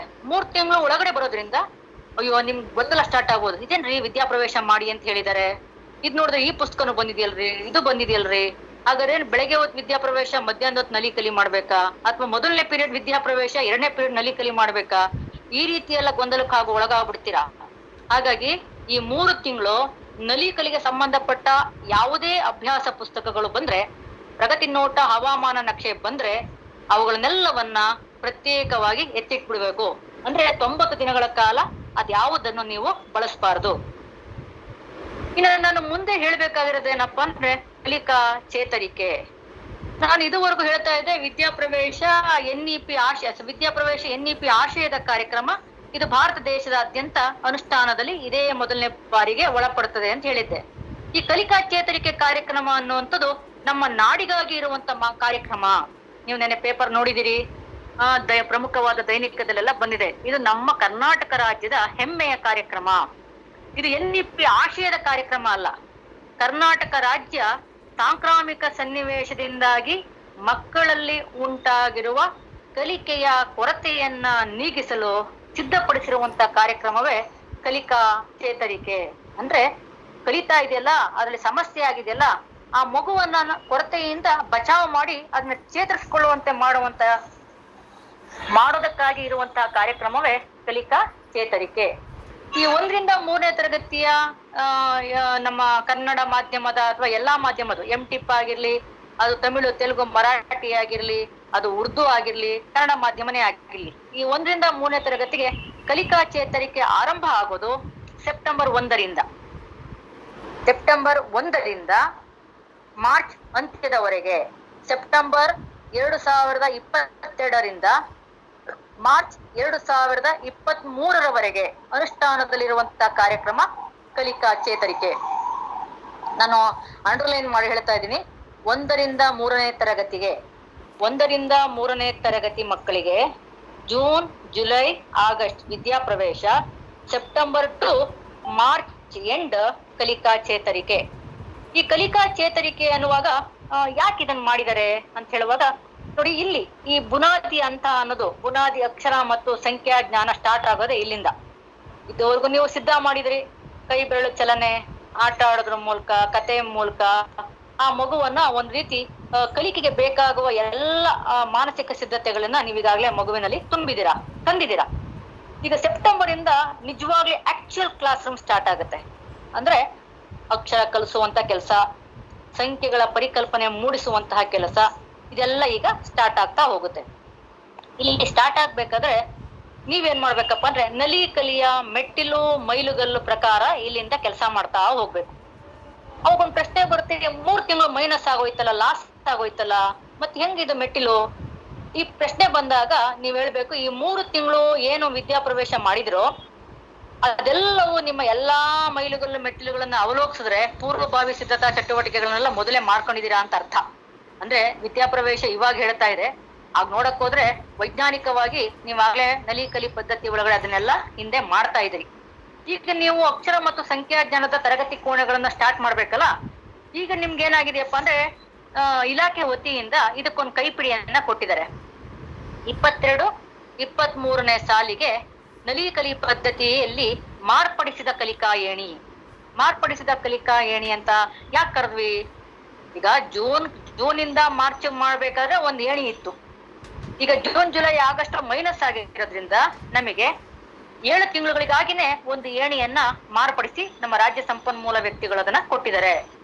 ಸೆಪ್ಟೆಂಬರ್ ಇಂದ ನೀವು ಮಾರ್ಚ್ ವರೆಗೂ ಮಾಡ್ತಿದ್ದೀರಲ್ಲ, ಅಲ್ಲಿ ಕೆಲವು ಚಟುವಟಿಕೆಗಳು ಯಾವುದು ತುಂಬಾ ತುಂಬಾ ತುಂಬಾ ತುಂಬಾ ಅಗತ್ಯ ಇದೆ ಅದನ್ನೆಲ್ಲ ಉಳಿಸ್ಕೊಂಡಿದ್ದೀವಿ. ಯಾವುದನ್ನ ಈ ವರ್ಷಕ್ಕೆ ಅಂದ್ರೆ ಶಿಕ್ಷಕರಿಗೆ ಹೊರೆ ಆಗ್ಬಾರ್ದು. ಇಲ್ಲಿ 3 ತಿಂಗಳು ಲಾಸ್ ಆಗಿರೋದನ್ನು ಸೇರಿಸ್ಬಿಟ್ಟು ಒಂದ್ ಏಣಿ ಕೊಡ್ತೀವಿ ಅಂದ್ರೆ ಪಾಪ ಶಿಕ್ಷಕ ಎಲ್ಲಿ ಕೆಲಸ ಮಾಡಕ್ ಸಾಧ್ಯ? ಶಿಕ್ಷಕಂದಿರೋದೇ 7 ತಿಂಗಳು. 7 ತಿಂಗಳಲ್ಲಿ 10 ತಿಂಗಳು ಕೆಲಸ ಮಾಡು ಅಂದ್ರೆ ಮಾಡ್ತಾರಾ? ಮಾಡಕ್ಕಾಗಲ್ಲ. ಹಾಗಾಗಿ 7 ತಿಂಗಳಿಗೆ ಬೇಕಾಗಿರುವಂತದ್ದೇ ಕಲಿಕಾ ವಸ್ತು ಕೊಡ್ಬೇಕಲ್ಲ. ಅದಕ್ಕೋಸ್ಕರ ತುಂಬಾ ಅಗತ್ಯ ಇರುವಂತ ಕಲಿಕಾ ಚಟುವಟಿಕೆಗಳನ್ನ, ಅಭ್ಯಾಸ ಚಟುವಟಿಕೆಗಳನ್ನ, ಪುನರ್ಬಲನ ಚಟುವಟಿಕೆಗಳನ್ನ, ಮೌಲ್ಯಮಾಪನ ಚಟುವಟಿಕೆಗಳನ್ನ ಉಳಿಸ್ಕೊಳ್ತಾ ಯಾವುದು ಅವಶ್ಯಕತೆ ಈಗ ಸದ್ಯಕ್ಕೆ ಬೇಡ ಈ ವರ್ಷಕ್ಕೆ ಅಂತ ಅನ್ಸುತ್ತೋ ಅದನ್ನೆಲ್ಲ ತೆಗೆದು ಒಂದು ಕಟ್ ಮಾಡಿ ಒಂದು ಫೈನಲ್ ಆಗಿರೋ ಒಂದು ಏಣಿಯನ್ನ ಆ ಕೈಪಿಡಿಯಲ್ಲಿ ಕೊಟ್ಟಿದ್ದೀವಿ. ಅಂದ್ರೆ ಈಗ ಏಣಿ ಏನಾಗೋಯ್ತು, 10 ತಿಂಗಳು ಏಣಿ 7 ತಿಂಗಳಿಗೆ ನಾವು ಅದನ್ನ ಸಿಂಪ್ಲಿಫೈ ಮಾಡಿದೀವಿ. ಆ ಪ್ರಕಾರ ಶಿಕ್ಷಕರು ಕ್ಲಾಸ್ ಅನ್ನ ಮಾಡ್ಬೇಕು. ಈಗ ಇಲ್ಲಿ ಒಂದು ನೀವು ನೋಟ್ ಮಾಡ್ಕೋಬೇಕಾಗಿರೋ ವಿಚಾರ ಏನಪ್ಪಾ ಅಂತಂದ್ರೆ, ಸೆಪ್ಟೆಂಬರ್ ಟು ಮಾರ್ಚ್ 3 ಏಣಿಗಳು ಸಿಗ್ತವೆ. ಉದಾಹರಣೆ ಕನ್ನಡ ವಿಚಾರದಲ್ಲಿ ಮಾತಾಡೋಣ. 1ನೇ ತರಗತಿಗೆ ಕನ್ನಡದ ಏಣಿ, 7ನೇ ತರಗತಿಗೆ ಕನ್ನಡದ ಏಣಿ, 3ನೇ ತರಗತಿಗೆ ಕನ್ನಡದ ಏಣಿ. 1ನೇ ತರಗತಿ ಕನ್ನಡದ ಏಣಿಯಲ್ಲಿ ವ್ಯತ್ಯಾಸ ಏನು ಇಲ್ಲ, ಅಲ್ಲೇ ಸಿಂಪ್ಲಿಫೈ ಮಾಡಿದೀವಿ. ವ್ಯತ್ಯಾಸ ಏನು ಇಲ್ಲ ಅಂತ ಯಾಕೆ ಹೇಳ್ತಾ ಇದೀನಿ ಅಂದ್ರೆ, ಈ ಮಗುವಿಗೆ ಲಾಸ್ ಅಂತ ಏನು ಇಲ್ಲ. ಈ ಮಗು ಈ ವರ್ಷವಷ್ಟೇ ನಮ್ಗೆ ಹೊಸದಾಗಿ ದಾಖಲಾಗ್ತಾ ಇರೋದ್ರಿಂದ ಇದಕ್ಕೆ ಹಿಂದೆ 3 ತರಗತಿ ಇತ್ತಪ್ಪ, ಅಲ್ಲಿ ಕಲಿಬೇಕಾಗಿದ್ನೆಲ್ಲ ಸಾಂಕ್ರಾಮಿಕದಿಂದ ಏನು ಕಲ್ತಿಲ್ವಲ್ಲಪ್ಪ, ಏನಪ್ಪಾ ಮಾಡ್ಬೇಕು ಅನ್ನುವಂತ ಭಯ ಈ ಮಗುವಿಗೇನು ಇಲ್ಲ. ಯಾಕಂದ್ರೆ ಕಲಿಕೆ ಅವಾಗಿನ್ನು ಆರಂಭ ಆಗ್ತಾ ಇರುವಂತ ತರಗತಿ ಅದು. ಹಾಗಾಗಿ ಅದು 1ನೇ ತರಗತಿಯ ಅಕ್ಷರ ಕಲಿಕೆಯನ್ನ, 1ನೇ ತರಗತಿಯ ಸಂಖ್ಯೆ ಕಲಿಕೆಯನ್ನ ಏಣಿ ಪ್ರಕಾರನೇ ಕಲಿತಾ ಹೋಗುತ್ತೆ. ಈ 2ನೇ ತರಗತಿ ಏಣಿ, ಕನ್ನಡದಲ್ಲಿ ಏಣಿ ಇದೆಯಲ್ಲ, ಅದನ್ನ ಮಾರ್ಪಡಿಸಿ ಕೊಟ್ಟಿದೀವಿ. ಆ ಮಾರ್ಪಡಿಸಿ ಕೊಟ್ಟಿರುವ ಏಣಿಯಲ್ಲಿ 2 ಭಾಗ.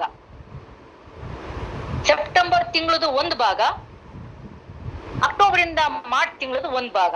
ಸೆಪ್ಟೆಂಬರ್ ತಿಂಗಳಿಗೆ ಯಾಕೆ 1 ಭಾಗ ಮಾಡಿದೀವಿ ಅಂತ ಅಂದ್ರೆ, ಆ ಸೆಪ್ಟೆಂಬರ್ ತಿಂಗಳಲ್ಲಿ ನಾವು 1ನೇ ತರಗತಿಯ ಅಕ್ಷರ ಮತ್ತು ಸಂಖ್ಯೆಯನ್ನ ತುಂಬಿದೀವಿ. ಯಾಕೆ ತುಂಬಿರ್ಬೋದು? ಆ ಮಗುವಿಗೆ 1 ತರಗತಿ ಲಾಸ್ ಆಗಿದೆಯಲ್ಲ ಲಾಸ್ಟ್ ಇಯರ್, ಆ 1ನೇ ತರಗತಿ ಲಾಸ್ ಆಗಿರೋದ್ರಿಂದ 1ನೇ ತರಗತಿಗೆ ಸಂಬಂಧಪಟ್ಟಂತಹ ಅಕ್ಷರದ ಮೂಲ ಅಕ್ಷರಗಳ ಜ್ಞಾನ, 1ನೇ ತರಗತಿಗೆ ಸಂಬಂಧಪಟ್ಟಂತ ಮೂಲ ಸಂಖ್ಯಾ ಜ್ಞಾನಗಳ ಚಟುವಟಿಕೆಗಳಿರುವಂತಹ ಹಾಳೆಗಳನ್ನ ಅತಿ ಹೆಚ್ಚು ಕೊಡ್ತೀವಿ. ಯಾವಾಗ?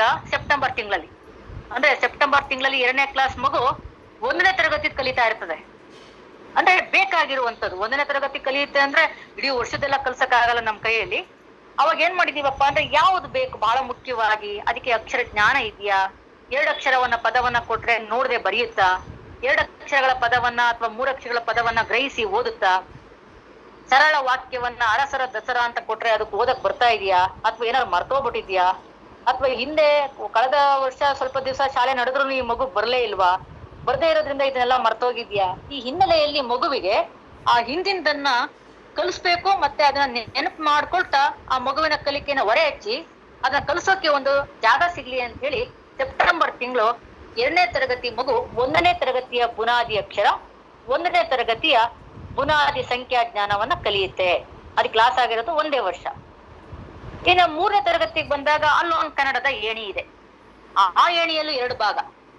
ಸೆಪ್ಟೆಂಬರ್ದು 1 ತಿಂಗಳದು 1 ಭಾಗ, ಹಾಗೆ ಅಕ್ಟೋಬರ್ ಇಂದ ಮಾರ್ಚ್ ವರೆಗಿಂದು 1 ಭಾಗ. ಹಾಗಾದ್ರೆ ಸೆಪ್ಟೆಂಬರ್ ಅಲ್ಲಿ ಏನ್ ಕಲಿಸ್ತೀವಿ? ನಾನು ಈಗಾಗ್ಲೇ ಹೇಳಿದ ಹಾಗೆ ಈ ಮಗುವಿಗೆ ಎಷ್ಟು ವರ್ಷ ಲಾಸು? 2 ವರ್ಷಗಳ ಕಾಲ ಲಾಸು. ಯಾವ್ದು 2 ವರ್ಷ? ಒಂದು 1ನೇ ತರಗತಿ, ಒಂದು 2ನೇ ತರಗತಿ. ಹಾಗಾಗಿ 1 ಮತ್ತು 2ನೇ ತರಗತಿಯಲ್ಲಿ ಇರಬೇಕಾದಂತ ಅಕ್ಷರಗಳ ಜ್ಞಾನ, ಸರಳ ಅಕ್ಷರಗಳ ಜ್ಞಾನ, ಸರಳ ಗುಣಿತಾಕ್ಷರಗಳ ಜ್ಞಾನ, ಚಿಕ್ಕ ಚಿಕ್ಕ ಒತ್ತಕ್ಷರ ಬೇಡ, ಅದು 3ನೇ ತರಗತಿಯ ಕಲಿಕೆಯಲ್ಲೇ ಸೇರ್ಕೊಂಡ್ಬಿಟ್ಟಿದೆ. ಆದ್ರೆ ಗುಣಿತಾಕ್ಷರಗಳ ಜ್ಞಾನ, ಗುಣಿತಾಕ್ಷರಗಳಿರುವಂತಹ ಸಣ್ಣ ಸಣ್ಣ ಪದಗಳು, ಗುಣಿತಾಕ್ಷರಗಳಿರುವಂತಹ ಚಿಕ್ಕ ಚಿಕ್ಕ ವಾಕ್ಯಗಳು, ಈ ರೀತಿಯ ಅಕ್ಷರ ಜ್ಞಾನವನ್ನ ಕಲಿಬೇಕು. ಅದನ್ನ ಶಿಕ್ಷಕ ಹೊರೆ ಹಚ್ಕೊಳ್ಳಿ, ಬಂದಿಲ್ಲ ಅಂತ ಅಂದ್ರೆ ಅದನ್ನ ಕಲಿಸೋದಿಕ್ಕೆ ಶುರು ಮಾಡ್ಲಿ ಅಂತೇಳಿ ಆ 1 ತಿಂಗಳು 3ನೇ ತರಗತಿಯ ಮಗುವಿಗೆ 1 ಮತ್ತು 2ರ ಬುನಾದಿ ಅಕ್ಷರ, 2ನೇ ತರಗತಿಯ ಮಗುವಿಗೆ 1ನೇ ತರಗತಿಯ ಬುನಾದಿ ಅಕ್ಷರ ಜ್ಞಾನ ಬರಲಿ ಅಂತೇಳಿ ಸೆಪ್ಟೆಂಬರ್ ಚಟುವಟಿಕೆಗಳನ್ನ ನಾವು ಅದ್ರ ಮೇಲೆ ರೂಪಿಸಿದೀವಿ. ಸೊ ಮಗುವಿನ ಕೈಗೆ ಕೊಡುವಂತಹ ಒಂದು ಪುಸ್ತಕ, ಕರ್ನಾಟಕ ಸರ್ಕಾರವು ಕೂಡ ಒಂದು ಪುಸ್ತಕವನ್ನ ಕೊಡುತ್ತೆ. ಅದರ ಹೆಸರು ಕಲಿಕಾ ಚೇತರಿಕೆ ಅಂತೇಳಿ. ಆ ಚೇತರಿಕೆಯ ಪುಟಗಳನ್ನ ಆರಂಭದಲ್ಲಿ ತೆಗೆದ್ರೆ ಆ ಎಲ್ಲಾ ಚಟುವಟಿಕೆಗಳು, ಅಂದ್ರೆ ಸೆಪ್ಟೆಂಬರ್ ಇಂದ ತಾನೇ ಕಲಿಕಾ ಚೇತರಿಕೆ ಸ್ಟಾರ್ಟ್ ಆಗೋದು. ಸೊ ಕಲಿಕಾ ಚೇತರಿಕೆ ಯಾವಾಗ ಸ್ಟಾರ್ಟ್ ಆಗುತ್ತೋ ಆ ಮೊದಲ ತಿಂಗಳು ಮಗುವಿಗೆ ಹಿಂದಿನ ತರಗತಿಯ ಕಲಿಕೆ ಅಕ್ಷರ ಏನಿರ್ತದೋ ಅದ್ರ ಬಗ್ಗೆ ಶಿಕ್ಷಕರು ಕಾನ್ಸಂಟ್ರೇಟ್ ಮಾಡ್ಬೇಕು. ಅಂದ್ರೆ ಸೆಪ್ಟೆಂಬರ್ ಇಂದ ನಮ್ಮ ಕಲಿಕಾ ಚೇತರಿಕೆ ಸ್ಟಾರ್ಟ್ ಆಗುತ್ತೆ ಅನ್ಬಿಟ್ಟು 2ನೇ ತರಗತಿಗೆ 2ನೇ ತರಗತಿ ಏಣಿ, 3ನೇ ತರಗತಿಗೆ 3ನೇ ತರಗತಿ ಏಣಿ ಅಂತ ಕಲ್ಸಂಗಿಲ್ಲ. 2ನೇ ತರಗತಿಗೆ 1 ತಿಂಗಳು ಹಿಂದಿನ ತರಗತಿಗೆ ಹೋಗ್ಬೇಕು, 3ನೇ ತರಗತಿಗೆ 1 ತಿಂಗಳು ಹಿಂದಿನ ತರಗತಿಗಳಿಗೆ ಹೋಗ್ಬೇಕಾಗಿದೆ. ಅದಕ್ಕೆ ನೀವೇನು ಪುಸ್ತಕ ನೋಡಿದಾಗ ನೀವು ಗಾಬರಿ ಆಗ್ಬೇಡಿ, ಇದೇನ್ರಿ ಇದು 3ನೇ ತರಗತಿಗೂ ರಗಸದ ಕೊಟ್ಟಿದ್ದಾರೆ, 3ನೇ ತರಗತಿ ಮಗುವಿಗೂ ಮರ ವನ ಜನ ಅಂತ ಎಲ್ಲ ಬರೆಯಕ್ ಕೊಟ್ಟಿದಾರಲ್ರಿ, ಇವ್ರಿಗೇನ್ ಬುದ್ಧಿ ಇಲ್ವಲ್ರಿ ಅಂತ ಅನ್ಕೋಬೇಡಿ. 3ನೇ ತರಗತಿ ಮಗುವಿಗೂ ಈ ತರ ಪದಗಳನ್ನೆಲ್ಲ ನಾವು ಬರೆಸ್ತಾ ಇದೀವಿ. ಯಾಕಂತ ಅಂದ್ರೆ ಅದಕ್ಕೆ 2 ವರ್ಷ ಲಾಸ್ ಆಗಿದೆ. 2ನೇ ತರಗತಿ ಮಗುವ ಕೈಲೂ ಅದ್ರ ಚಟುವಟಿಕೆಗಳನ್ನೆಲ್ಲ ಮಾಡಿಸ್ತಾ ಇದೀವಿ. ಯಾಕಂದ್ರೆ ಅದಕ್ಕೆ 1 ವರ್ಷ ಲಾಸ್ ಆಗಿದೆ. 1ನೇ ತರಗತಿ ಮಗುವಿಗೆ ಈ ತರ ಏನ್ ಜಾಸ್ತಿ ನಾವು ಕಸರತ್ತು ಆಗ್ತಾ ಇಲ್ಲ, ಏಣಿ ಪ್ರಕಾರನೇ ಕಲ್ಸ್ಕೊಂಡು ಹೋಗ್ತಾ ಇದೀವಿ. ಯಾಕಂದ್ರೆ ಅದಕ್ಕೆ ಲಾಸ್ ಅನ್ನೋ ಪ್ರಶ್ನೆನೇ ಬರೋಲ್ಲ. ಅದು ದಾಖಲಾಗಿರುವಂತ ತರಗತಿ ಹೊಸ ತರಗತಿ ಅದೇ ಆಗಿದೆ. ಅದ್ರ ಕಲಿಕೆ ಅಲ್ಲಿಂದನೇ ಆರಂಭ ಆಗ್ತಾ ಇರೋದ್ರಿಂದ ಅಲ್ಲಿ ಸಮಸ್ಯೆ ನಮಗೆ ಇಲ್ಲ. ಇನ್ನ ಆಗಸ್ಟ್ ತಿಂಗಳು ಬಂದಾಗ ಆಗಸ್ಟ್ ಇಂದ ಮಾರ್ಚ್ ವರೆಗೂ 3ನೇ ತರಗತಿಯ ಮಗು 3ನೇ ತರಗತಿಯ ಕಲಿಕೆಯಲ್ಲೇ ಮುಂದುವರಿಬೇಕು, 2ನೇ ತರಗತಿಯ ಮಗು 2ನೇ ಕಲಿಕೆಯಲ್ಲೇ ಮುಂದುವರಿಬೇಕು. ಈ ಕಲಿಕೆಯಲ್ಲಿ ಮುಂದುವರಿಯುವಾಗ ಉದಾಹರಣೆಗೆ ನಾನು ಅವಾಗ್ಲೇ ಇನ್ನೊಂದು ವಿಚಾರ ಹೇಳ್ಬೇಕಪ್ಪ ಅಂದ್ರೆ, ಈ ಗಣಿತ ಹೇಗಿರ್ತದೆ ಅಂದ್ರೆ ಗಣಿತದ ಏಣಿನೂ ಅಷ್ಟೇ. 3ನೇ ತರಗತಿಯ ಗಣಿತ ಏಣಿಯಲ್ಲಿ ಸೆಪ್ಟೆಂಬರ್ 1 ಮತ್ತು 8ನೇ ತರಗತಿಯ ಸಂಖ್ಯೆಗಳ ಪರಿಕಲ್ಪನೆ, ಬಿಡಿ 10ರ ಪರಿಕಲ್ಪನೆ, ಮತ್ತೆ ಮಗುವಿಗೆ ಬಿಡಿ 10ನ್ನು ಆಧರಿಸಿ ಚಿಕ್ಕ ಚಿಕ್ಕ ಕೂಡುವ ಮತ್ತು ಕಳೆಯುವ ಲೆಕ್ಕಗಳು, ಮತ್ತು ಏರಿಕೆ ಮತ್ತು ಇಳಿಕೆ, ಹಿಂದೆ ಮತ್ತೆ ಮುಂದಿನ ಸಂಖ್ಯೆಗಳು ಇದೆ. 1ನೇ ತರಗತಿ 2ನೇ ತರಗತಿ ಮಗು 1ನೇ ತರಗತಿ ಸಂಖ್ಯೆಯನ್ನ ಕಲಿಯುತ್ತೆ, 2ನೇ ತರಗತಿ ಮಗು 3ನೇ ತರಗತಿಯ ಮಗು 1 ಮತ್ತು 2ನೇ ತರಗತಿ ಅದನ್ನ ಕಲಿಸುತ್ತೆ. ಈ 1 ತಿಂಗಳೊಳಗಡೆ ನೋಡಿ ಯೋಚನೆ ಮಾಡುವ ಶಿಕ್ಷಕರು ನಿಮ್ಮೆಲ್ಲರ ಶ್ರಮವನ್ನ, ನಿಮ್ಮೆಲ್ಲರ ಹೊರೆಯನ್ನ ಮನಸ್ಸಲ್ಲಿ ಇಟ್ಕೊಳ್ತಾ, ಈ 1 ತಿಂಗಳು ಅತಿ ಹೆಚ್ಚು ಪರಿಕಲ್ಪನೆಗಳನ್ನ ನಾವು ತುಂಬಿಲ್ಲ. ಉದಾಹರಣೆಗೆ ಹಣ ಇದೆ, ಅನೌಪಚಾರಿಕ ಮಾನಗಳಿದೆ, ತೂಕ ಇದೆ, ಅಳತೆ ಇದೆ, ಅನೇಕ ನೀವು ಏನ್ ಹೇಳ್ತಿಲ್ಲ ಸುಮಾರು ಲೆಕ್ಕಗಳು, ಈ ಪರಿಕಲ್ಪನೆ ದತ್ತಾಂಶಗಳಿದೆ, ಆಲೇಖಗಳಿದೆ. ಇದು ಯಾವುದನ್ನು ನಾವು ಸೆಪ್ಟೆಂಬರ್ ತಿಂಗಳಲ್ಲಿ ತುಂಬ್ತಾ ಇಲ್ಲ. ಸೆಪ್ಟೆಂಬರ್ ತಿಂಗಳಲ್ಲಿ ಸಂಖ್ಯಾ ಜ್ಞಾನಕ್ಕೆ ಏನ್ ಕೊಡ್ತಾ ಇದೀವಪ್ಪ ಅಂದ್ರೆ ಚಿಕ್ಕ ಚಿಕ್ಕ ಸಂಖ್ಯೆಗಳು. ಅಂದ್ರೆ ಮಗುವಿಗೆ ಸಂಖ್ಯೆನಾರು ಗೊತ್ತಿದ್ಯಾ? 1 ತೋರ್ಸಿದ್ರೆ 1 ಅಂತನಾ? 3ನೇ ಕ್ಲಾಸ್ ಮಗುವಿಗೆ 20 ಅಂತ ಬರೆದ್ರೆ ಅದನ್ನ 20 ಅಂತ ಗುರುತಿಸುತ್ತಾ, ಅಥವಾ 36 ಅಂತ ಬರೆದ್ರೆ ಗುರುತಿಸುತ್ತಾ? ಕನಿಷ್ಠ ಜ್ಞಾನನಾರು ಇದೆಯಾ ಅಂತ ಹೇಳುವಂತ ಲೆಕ್ಕಗಳನ್ನ ನಾವು ಕೊಟ್ಟಿರೋದ್ರಿಂದ, ಚಟುವಟಿಕೆಗಳನ್ನ ಕೊಟ್ಟಿರೋದ್ರಿಂದ ಅಲ್ಲಿ ಯಾವುದೇ ಇತರ ಪರಿಕಲ್ಪನೆಗಳನ್ನ, ರೇಖಾಕೃತಿಗಳಿರ್ಬೋದು, ಆಕೃತಿಗಳಿರ್ಬೋದು, ಹಣಗಳಿರ್ಬೋದು, ಅನೌಪಚಾರಿಕ ಮಾನಗಳಿರ್ಬೋದು, ತೂಕ ಇರ್ಬೋದು, ಇದ್ಯಾವುದರ ಚಟುವಟಿಕೆಗಳನ್ನ ಆ 1 ತಿಂಗಳು ನಾವು ಸೇರಿಸಿಲ್ಲ. ಸಿಂಪಲ್ ಆಕ್ಟಿವಿಟೀಸ್, ಓನ್ಲಿ ಬುನಾದಿ ಸಂಖ್ಯಾ ಜ್ಞಾನ. ಹಾಗೆ ಭಾಷೆನಲ್ಲೂ ಅಷ್ಟೇ ಬುನಾದಿ ಅಕ್ಷರ ಜ್ಞಾನ. ಅಲ್ಲೂ ಕೂಡ ನಾವು ದೊಡ್ಡ ದೊಡ್ಡ ಪ್ರಮಾಣದ ಯಾವುದೇ ರೀತಿಯಾದಂತ ಸಾಹಿತ್ಯವನ್ನ ಅಲ್ಲಿ ಕೊಟ್ಟಿಲ್ಲ. ಇದನ್ನ ನೀವು ಮನಸ್ಸಲ್ಲಿ ಇಟ್ಕೊಳ್ಳಿ. ಇನ್ನ ಸೆಪ್ಟೆಂಬರ್ ಇಂದ ಅಕ್ಟೋಬರ್ ಇಂದ ಮಾರ್ಚ್ ಅಂತ್ಯಕ್ಕೆ 2ನೇ ತರಗತಿ ಬುನಾದಿ ಅಕ್ಷರಕ್ಕೆ ಏನ್ ಕೊಡುತ್ತೆ, ಎಂಟ್ರಿ ಕೊಡ್ತದೆ. ಹಾಗೆ ಕೊಡುವಾಗ ಅದು ಯಾವ ವರ್ಷದ ಏಣಿ ಇದೆಯಲ್ಲ 2ನೇ ತರಗತಿ, ಅದೇ ಏಣಿಯಲ್ಲೇ ಅದಕ್ಕೆ ಕಲಿಕೆಯನ್ನ ಮುಂದುವರಿಸುತ್ತೆ. ಆಗ ಶಿಕ್ಷಕರು ಒಂದು ಪ್ರಶ್ನೆ ಕೇಳ್ತಾರೆ, ಅಲ್ಲ ನೀವು ಬುನಾದಿ ಅಕ್ಷರ ಕಲಿಸ್ರಿ ಅಂತ ಹೇಳಿದ್ರಿ, 1 ತಿಂಗಳು ನಾನು ಮಗುವಿಗೆ ಕಲಿಸ್ತಾ ಹೋದೆ, ಅಂದ್ರೆ 1ನೇ ತರಗತಿದ ಸ್ವಲ್ಪ ನೆನ್ಪಿದ್ಯಾ ಅಂತ ಹೇಳಿ ಮಾಡಕ್ ಹೋದೆ. ಆ ಮಗು 1ನೇ ತರಗತಿದು ಇನ್ನೂ ಸ್ವಲ್ಪ ಕಲಿಬೇಕಾಗಿದೆ. ಈಗಾಗಲೇ ಸೆಪ್ಟೆಂಬರ್ ತಿಂಗಳು ಮುಗ್ದೋಯ್ತು, ಈಗ ಅಕ್ಟೋಬರ್ 1ನೇ ವಾರ ಬಂದಿದೆ, ನಾನು ಏನ್ ಮಾಡ್ಬೇಕು ಅಂತ ನಿಮ್ ಪ್ರಶ್ನೆ ಬಂದ್ರೆ, ಆ ಬುನಾದಿ ಅಕ್ಷರದ ಪರಿಕಲ್ಪನೆಯನ್ನ ಕಲಿಸಿಕೊಂಡೇ ಮುಂದೆ ಹೋಗ್ಬೇಕು. ಮುಗ್ದು ನನ್ಗೇನಪ್ಪಾ ತಿಂಗಳು ಬಂದ್ಬಿಡ್ತು, ಹೊಸ ತಿಂಗಳು ಬಂತು ಅಕ್ಟೋಬರು, ಆಯ್ತಾಯ್ತು ಸೆಪ್ಟೆಂಬರ್ ಎಲ್ಲ ಮುಗೀತು, ಈಗೇನಿದ್ರು ಅಕ್ಟೋಬರ್ ಹೊಸ ಎಣಿ ಶುರು ಮಾಡ್ಕೊಳ್ತೀನಿ ಅಂತಲ್ಲ. ಸೆಪ್ಟೆಂಬರ್ ಅಲ್ಲಿ ಯಾವ್ದನ್ನ ಕಲಿಸಿಲ್ವೋ, ಯಾವ್ದನ್ನ ಮಗು ಬೇಗ ಕಲ್ತಿಲ್ವೋ ಅದನ್ನ ಕಲಿಸಿ ಖಾತ್ರಿ ಪಡಿಸಿಕೊಂಡೇ ನೀವು 2ನೇ ತರಗತಿಗೆ ಎಂಟ್ರಿ ಕೊಡ್ಬೇಕು. 3ನೇ ತರಗತಿಗೂ ಮಗು ಅಷ್ಟೇ. 1 ಮತ್ತು 2ರ ಕಲಿಕೆಯ ಕಲಿಕಾಂಶಗಳು ಅಂದ್ರೆ ಬುನಾದಿ ಅಕ್ಷರ ಮತ್ತು ಸಂಖ್ಯಾ ಜ್ಞಾನ ಬಂದಿದೆ, ಅರ್ಧ ಬಂದಿದೆ, ಇನ್ನೊಂದು ಅರ್ಧ ಬಂದಿಲ್ಲ ಅಂತನೋ, ಅಥವಾ 70% ಬಂದಿದೆ, 30% ಬಂದಿಲ್ಲ ಅಂದ್ರೆ ಆ 30% ಅನ್ನ ಕಲಿಸ್ಕೊಂಡೆ ಆ ವರ್ಷದ ತರಗತಿ ಏಣಿಗೆ ಆ ಮಗು ಪ್ರವೇಶವನ್ನ ಪಡಿಬೇಕು. ತಗೋಬಹುದೇನೋ ಒಂದು ಅಕ್ಟೋಬರ್ 1ನೇ ವಾರನೋ 2ನೇ ವಾರದವರೆಗೂ, ಅಥವಾ ಹೆಚ್ಚು ಕಡಿಮೆ 20 ದಿವಸ ಆ ಮಗು ಕಲೀಲಿಕ್ಕೆ ಹೆಚ್ಚಿಗೆ ತಗೊಂಡ್ರು ಪರವಾಗಿಲ್ಲ. ಆದ್ರೆ ಮಗುವಿನ ಕಲಿಕೆಯನ್ನ ಮುಟುಕು ಮಾಡೋಂಗಿಲ್ಲ. ಕಲ್ತಿಲ್ಲ ಸಾಕ್ ಈಗ ಮುಂದಕ್ಕೆ ಹೋಗೋಣ, ಮಗು ಈಗ ಏಣಿ ಬಿಟ್ಬಿಡು, ಈಗ ಇಲ್ಲಿಗೆ ಬಾ, ಈಗ 2ನೇ ತರಗತಿ ಏಣಿಯಿಂದ ಶುರು ಮಾಡ್ಕೊ, ಬನ್ನಿ ಮಕ್ಳೇ ನೀವು 3ನೇ ತರಗತಿ ಏಣಿಯಿಂದ ಕಾರ್ಡ್ ತಗೊಳ್ಳಿ ಅನ್ನೋ ಆಗಿಲ್ಲ. ನೀವು ಬುನಾದಿ ಅಕ್ಷರ ಮತ್ತೆ ಸಂಖ್ಯಾ ಜ್ಞಾನವನ್ನ ಖಾತ್ರಿ ಪಡಿಸ್ಕೊಂಡು ಮಗು ಕಲ್ತಿರೋದಕ್ಕೆ ನೀವು ಏನ್ ಹೇಳ್ತಿರಲ್ಲ ಅದನ್ನ ಗುರ್ತು ಹಾಕೊಂಡ ನಂತರನೇ ನೀವು ಮುಂದೆ ಹೋಗ್ಬೇಕಾಗತ್ತೆ. ಪಕ್ಷದಲ್ಲಿ ನಿಮ್ಗೆ ಯಥಾವತ್ತಾಗಿರೋ ಏಣಿಯಲ್ಲಿ ಮಾಮೂಲಿ ನಮ್ಮ ನಲಿಕಲಿ ಪ್ರಕ್ರಿಯೆ ಪ್ರಕಾರನೇ ನೀವು ಕೆಲಸವನ್ನ ಮಾಡ್ತೀರಾ. ಸೊ ಬಹುತೇಕ ಶಿಕ್ಷಕರು ಈ ಬಾರಿ ಗುಂಪು ಕಲಿಕೆಯಲ್ಲಿ ಅನೇಕ ಮಾರ್ಗದರ್ಶನವನ್ನ ಕೊಟ್ಟಿದ್ದಾರೆ. ಅದಕ್ಕೆ ನಾವು ಸರ್ಕ್ಯುಲರ್ ನ ನೀವು ಗಮನಿಸಿದ್ರೆ ಸರ್ಕ್ಯುಲರ್ ಅದಕ್ಕೆ ಉತ್ತರವನ್ನ ನಾವು ತಂದಿದ್ದೀವಿ. 4 ಮತ್ತು 5ನೇ ತಾರೀಕಿಗೆ ನನ್ಗನ್ಸುತ್ತೆ 5ನೇ ತಾರೀಕು ಒಳಗಡೆ ಎಲ್ಲರಿಗೂ ಈ ಸುತ್ತೋಲೆ ಮುಟ್ಟೋದ್ರಿಂದ ಬಹಳಷ್ಟು ವಿಚಾರಗಳಿಗೆ ನಿಮ್ಗೆ ಅಲ್ಲಿ ಉತ್ತರ ಸಿಗುತ್ತೆ. ಈಗ ಇಲ್ಲಿ ಮೌಲ್ಯಮಾಪನ ಬರುತ್ತೆ.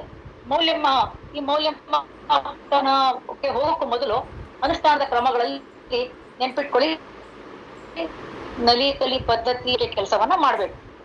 ಆಗ ಈ ವರ್ಷ ಸ್ವಲ್ಪ ಶಿಕ್ಷಕರಿಗೆ ಸ್ವಲ್ಪ ಗೊಂದಲ ಆಗಬಹುದು. ಯಾಕೆ ಅಂತಂದ್ರೆ ಹಳೆ ಅಭ್ಯಾಸ ಪುಸ್ತಕಗಳು ಬಂದಿದೆ. ಘನ ಕರ್ನಾಟಕ ಸರ್ಕಾರ ಕಲಿಕಾ ಚೇತರಿಕೆ ಅಡಿಯಲ್ಲಿ ಕೊಡ್ತಿರುವಂತ ಚೇತರಿಕೆ ಅಭ್ಯಾಸ ಪುಸ್ತಕಗಳು ಕೂಡ ಬರುತ್ತೆ. ಮತ್ ಶಿಕ್ಷಕನ್ ಗೊಂದಲ ಆಗತ್ತೆ, ಇದೆರಡು ಮಾಡ್ಬೇಕಾ, ಇದು ಯಾವಾಗ ಮಾಡೋದು, ಇದು ಶಾಲೆ ಒಳಗಡೆ ಮಾಡ್ಬೇಕಾ, ಇದು ಮನೆ ಒಳಗಡೆ ಮಾಡುವಂತ ಕೆಲಸನ, ಅಥವಾ ಇದನ್ನ ಈ ವರ್ಷ ಕೊಡ್ಬೇಕಾ ಬೇಡವಾ, ಈ ರೀತಿಯ ಗೊಂದಲ ಬರುತ್ತೆ. ಹಾಗಾಗಿ ಹಳೆಯ ಅಭ್ಯಾಸದ ಪುಸ್ತಕಗಳನ್ನು ಈ ಬಾರಿ ಬಳಸಬೇಕು. ಹೊಸ ಕಲಿಕಾ ಚೇತರಿಕೆ ಅಡಿಯಲ್ಲಿ ಕೊಟ್ಟಿರುವಂತಹ ಪುಸ್ತಕಗಳನ್ನು ಈ ಬಾರಿ ಬಳಸಬೇಕು. ಮತ್ತೆ ಇದಕ್ಕೆ ಯಾವ ಬಳಸ್ಬೇಕು ಅಂತ ಮಾರ್ಗದರ್ಶನವನ್ನ ಹೇಗ್ ನಮ್ಗೆ ಯಾರು ಹೇಳ್ಕೊಡ್ತಾರೆ, ಯಾರು ಇದನ್ನೆಲ್ಲ ನಮ್ಗೆ ಹೇಳ್ಕೊಡೋರು ಯಾರು ಅಂತ ಕೇಳಿ ನಿಮ್ಗೆ ಒಂದು ಸಂದೇಹ ಬರ್ತದೆ. ಶಿಕ್ಷಕರ ಕೈಪಿಡಿ ಒಂದು 100 ಪುಟದ್ದು ಶಿಕ್ಷಕರ ಕೈಪಿಡಿಯನ್ನ ಇದಕ್ಕಾಗಿ ಕೊಡ್ತಾ ಇದೀವಿ, ಕಲಿಕಾ ಚೇತರಿಕೆ ಕೈಪಿಡಿ ಅಂತ. ಅವಾಗ ಹೇಳಿದ್ದು ವಿದ್ಯಾಪ್ರವೇಶ ಕೈಪಿಡಿ, ಈಗ ನಿಮಗೆ ಕೊಡ್ತಾ ಇರೋದು ಕಲಿಕಾ ಚೇತರಿಕೆ ಕೈಪಿಡಿ. ಅಂದ್ರೆ ಈ ವರ್ಷಕ್ಕೆ ನಿಮ್ಗೆ 2 ಕೈಪಿಡಿಗಳು ಬರ್ತದೆ, ವಿದ್ಯಾಪ್ರವೇಶಕ್ಕಾಗಿ ಒಂದು, ಕಲಿಕಾ ಚೇತರಿಕೆಗಾಗಿ ಒಂದು. ಈ ಚೇತರಿಕೆ ಕೈಪಿಡಿ ಒಳಗಡೆ ಮಾರ್ಪಡಿಸಿದ ಏಣಿ ಕೊಟ್ಟಿದೀವಲ್ಲ, ಆ ಮಾರ್ಪಡಿಸಿದ ಏಣಿ ಒಳಗಡೆ 2 ಅಭ್ಯಾಸ ಪುಸ್ತಕಗಳಿಗೂ ನಾವು ಅವಕಾಶವನ್ನ ಮಾಡ್ಕೊಟ್ಟಿದೀವಿ. ಫಾರ್ ಎಕ್ಸಾಂಪಲ್, ಇವತ್ತು ಹಳೆಯ ಅಭ್ಯಾಸ ಪುಸ್ತಕವನ್ನ ನೀವು ಆಸ್ ಇಟ್ ಈಸ್ ಏನು ನಿಮ್ಮ ಲೋಗೋ ಪ್ರಕಾರ ಆ ಪುಸ್ತಕ ಲೋಗೋ ಬಂದಿದೆ, ಆ ಪುಸ್ತಕವನ್ನ ಮಗು ಬಳಸುತ್ತೆ. ಈ ಕಲಿಕಾ ಚೇತರಿಕೆ ಪುಸ್ತಕಕ್ಕೆ ಎನ್ ಅಂತ ಕೊಟ್ಟಿದೀವಿ. ಎನ್ ಅಂತ ಕೊಟ್ರೆ ನಿಪುಣ ಭಾರತದಲ್ಲಿನ ಕಲಿಕೆಯ ಫಲವನ್ನ ಆಧರಿಸಿ ನಾವು ಆ ಪುಸ್ತಕವನ್ನ ತಯಾರು ಮಾಡೋದ್ರಿಂದ ನಿಮಗೆ ಅದನ್ನ ಗ್ರಹಿಸ್ಲಿಕ್ಕೆ ಸುಲಭ ಆಗ್ಲಿ ಅಂತೇಳಿ ಆ ಏಣಿ ಒಳಗಡೆ ಎನ್ ಅಂತ ಕೊಟ್ಟಿದೀವಿ. ಎನ್ ಅಂತ ಬಂದ್ರೆ ಈ ಬಾರಿ ಕೊಡ್ತಾ ಇರುವಂತ ಹೊಸ ಪುಸ್ತಕವನ್ನ ಕೊಡ್ಬೇಕು ಅಂತ. ಇನ್ನು ನಿಮ್ಗೆ ಹಳೆ ಲೋಗೋ ಪ್ರಕಾರ, ಅಭ್ಯಾಸ ಪುಸ್ತಕದ ಲೋಗೋ ಪ್ರಕಾರ ಲೋಗೋ ಬಂದ್ರೆ ಅದು ಹಳೆ ಪುಸ್ತಕ ಕೊಡ್ಬೇಕು ಅಂತ ಅರ್ಥ. ಹಾಗಾಗಿ 2 ಕ್ಲಾಶ್ ಆಗಲ್ಲ, ಮತ್ತೆ ಶಿಕ್ಷಕನಿಗೆ ಸಮಸ್ಯೆ ಆಗೋದಿಲ್ಲ. ಯಾಕಂದ್ರೆ ಏಣಿ ಒಳಗೆ ಅದನ್ನ ಏನ್ ಮಾಡ್ಬಿಟ್ಟಿದೀವಿ, ತೋರಿಸ್ಬಿಟ್ಟಿದೀವಿ. ಏನು ಸಿಂಪಲ್ ಅಥವಾ ಮಾಡಿಫೈ ಮಾಡಿರೋ ಏಣಿ ಇದೆಯಲ್ಲ, ಆ ಏಣಿಯಲ್ಲೇ ಈ 2 ಪುಸ್ತಕಗಳಿಗೆ ನಾವು ಅವಕಾಶವನ್ನ ಮಾಡ್ಕೊಟ್ಟಿರೋದ್ರಿಂದ ನಿಮಗೆ ಮಗುವಿಗೆ ಕೊಡ್ಲಿಕ್ಕಾಗ್ಲಿ, ಮಗುವಿನ ಗ್ರೂಪ್ ಅಲ್ಲಿ ಕೂರಿಸಿ ಕೆಲಸ ಮಾಡಿಸ್ಲಿಕ್ಕಾಗ್ಲಿ ತುಂಬಾ ಸುಲಭ ಆಗುತ್ತೆ. ಮತ್ತೆ ಈ ಅಭ್ಯಾಸ ಪುಸ್ತಕಗಳು, ಕಲಿಕಾ ಚೇತರಿಕೆಯ ಅಭ್ಯಾಸ ಪುಸ್ತಕಗಳು 3 ರೂಪದಲ್ಲಿ ಕೆಲಸ ಮಾಡ್ತಾ ಇದಾವೆ. ಒಂದು ಅಭ್ಯಾಸದ ಅಡಿಯಲ್ಲಿ, ಒಂದು ಪುನರ್ಬಲನದ ಅಡಿಯಲ್ಲಿ, ಒಂದು ಮೌಲ್ಯಮಾಪನದ ಅಡಿಯಲ್ಲಿ ಕೆಲಸ ಮಾಡ್ತಾ ಇರೋದ್ರಿಂದ ಅವು ಉಳಿದ 3 ಗುಂಪಲ್ಲಿ ಏನಿದೆ ಆ ಗುಂಪಲ್ಲಿ ಕುತ್ಕೊಂಡು ಅವರು ಕೆಲಸವನ್ನ ಮಾಡ್ತಾರೆ. ಆ ಪುಸ್ತಕ ಮುಗಿದ್ಮೇಲೆ ನಿಮ್ಗೆ ಗೊತ್ತಿರೋ ಪ್ರಕಾರ ತಪ್ಪುಗಳನ್ನ ತಿದ್ದಿ ಸರಿ ಇದೆಯೋ ತಪ್ಪಿದೆಯೋ ಅಂತ ನೋಡಿ ಅದನ್ನ ತಿದ್ದಿ ನೀವು ಒಂದು ಸೈನ್ ಹಾಕ್ಬಿಟ್ರೆ ಆ ಚೇತರಿಕೆ ಪುಸ್ತಕದ ಮಗುವಿನ ಬಗ್ಗೆ ಮಾಹಿತಿನ ಕೊಟ್ರೆ ನಿಮ್ಮ ಕೆಲಸ ಅಲ್ಲಿಗೆ ಮುಗಿಯುತ್ತೆ. ಇಲ್ಲಿ ನಿಮ್ಗೆ 7 ತಿಂಗಳ ಅವಧಿಯಲ್ಲಿ ನಿಮ್ಗೆ ಇಲ್ಲೂ ಕೂಡ ನಿಮ್ಗೆ 4 ರೂಪಣಾತ್ಮಕ ಮೌಲ್ಯಮಾಪನ ಹಾಗೂ 2 ಸಂಕಲನಾತ್ಮಕ ಮೌಲ್ಯಮಾಪನಕ್ಕೆ ಅವಕಾಶವನ್ನ ಮಾಡಿಕೊಟ್ಟಿದೆ. ಅದೇ ರೀತಿ ನೀವು ಯಾವ 8 ತಿಂಗಳು ಎಂಡಿಗೆ ಯಾವ ಮಾಪನವನ್ನ ಮುಗಿಸ್ಬೇಕು ಅಂದ್ರೆ ರೂಪಣಾತ್ಮಕ ಫಸ್ಟ್ ಎಫ್ ಯಾವಾಗ, 2ನೇ ಎಫ್ ಯಾವಾಗ, ಹಾಗೂ ಮೊದಲನೇ ಎಫ್ ಯಾವಾಗ, 3ನೇ ಎಫ್, 4ನೇ ಎಫ್ ಹಾಗೂ 5ನೇ ಸಮ್ಯಾಟಿವ್ ಅಸೆಸ್ಮೆಂಟ್ ಸಂಕಲನಾತ್ಮಕ 2 ಯಾವಾಗ ಅಂದ್ರೆ ಗೊಂದಲ ಮಾಡ್ಕೋಬೇಡಿ. 4 ಎಫ್ ಹಾಗೂ 2 ಎಸ್ ಎ ಅಂದ್ರೆ ಕನ್ನಡದಲ್ಲಿ ಹೇಳೋದಾದ್ರೆ 4 ರೂಪಣಾತ್ಮಕ ಮೌಲ್ಯಮಾಪನ, 2 ಸಂಕಲನಾತ್ಮಕ ಮೌಲ್ಯಮಾಪನ ಇರುತ್ತೆ.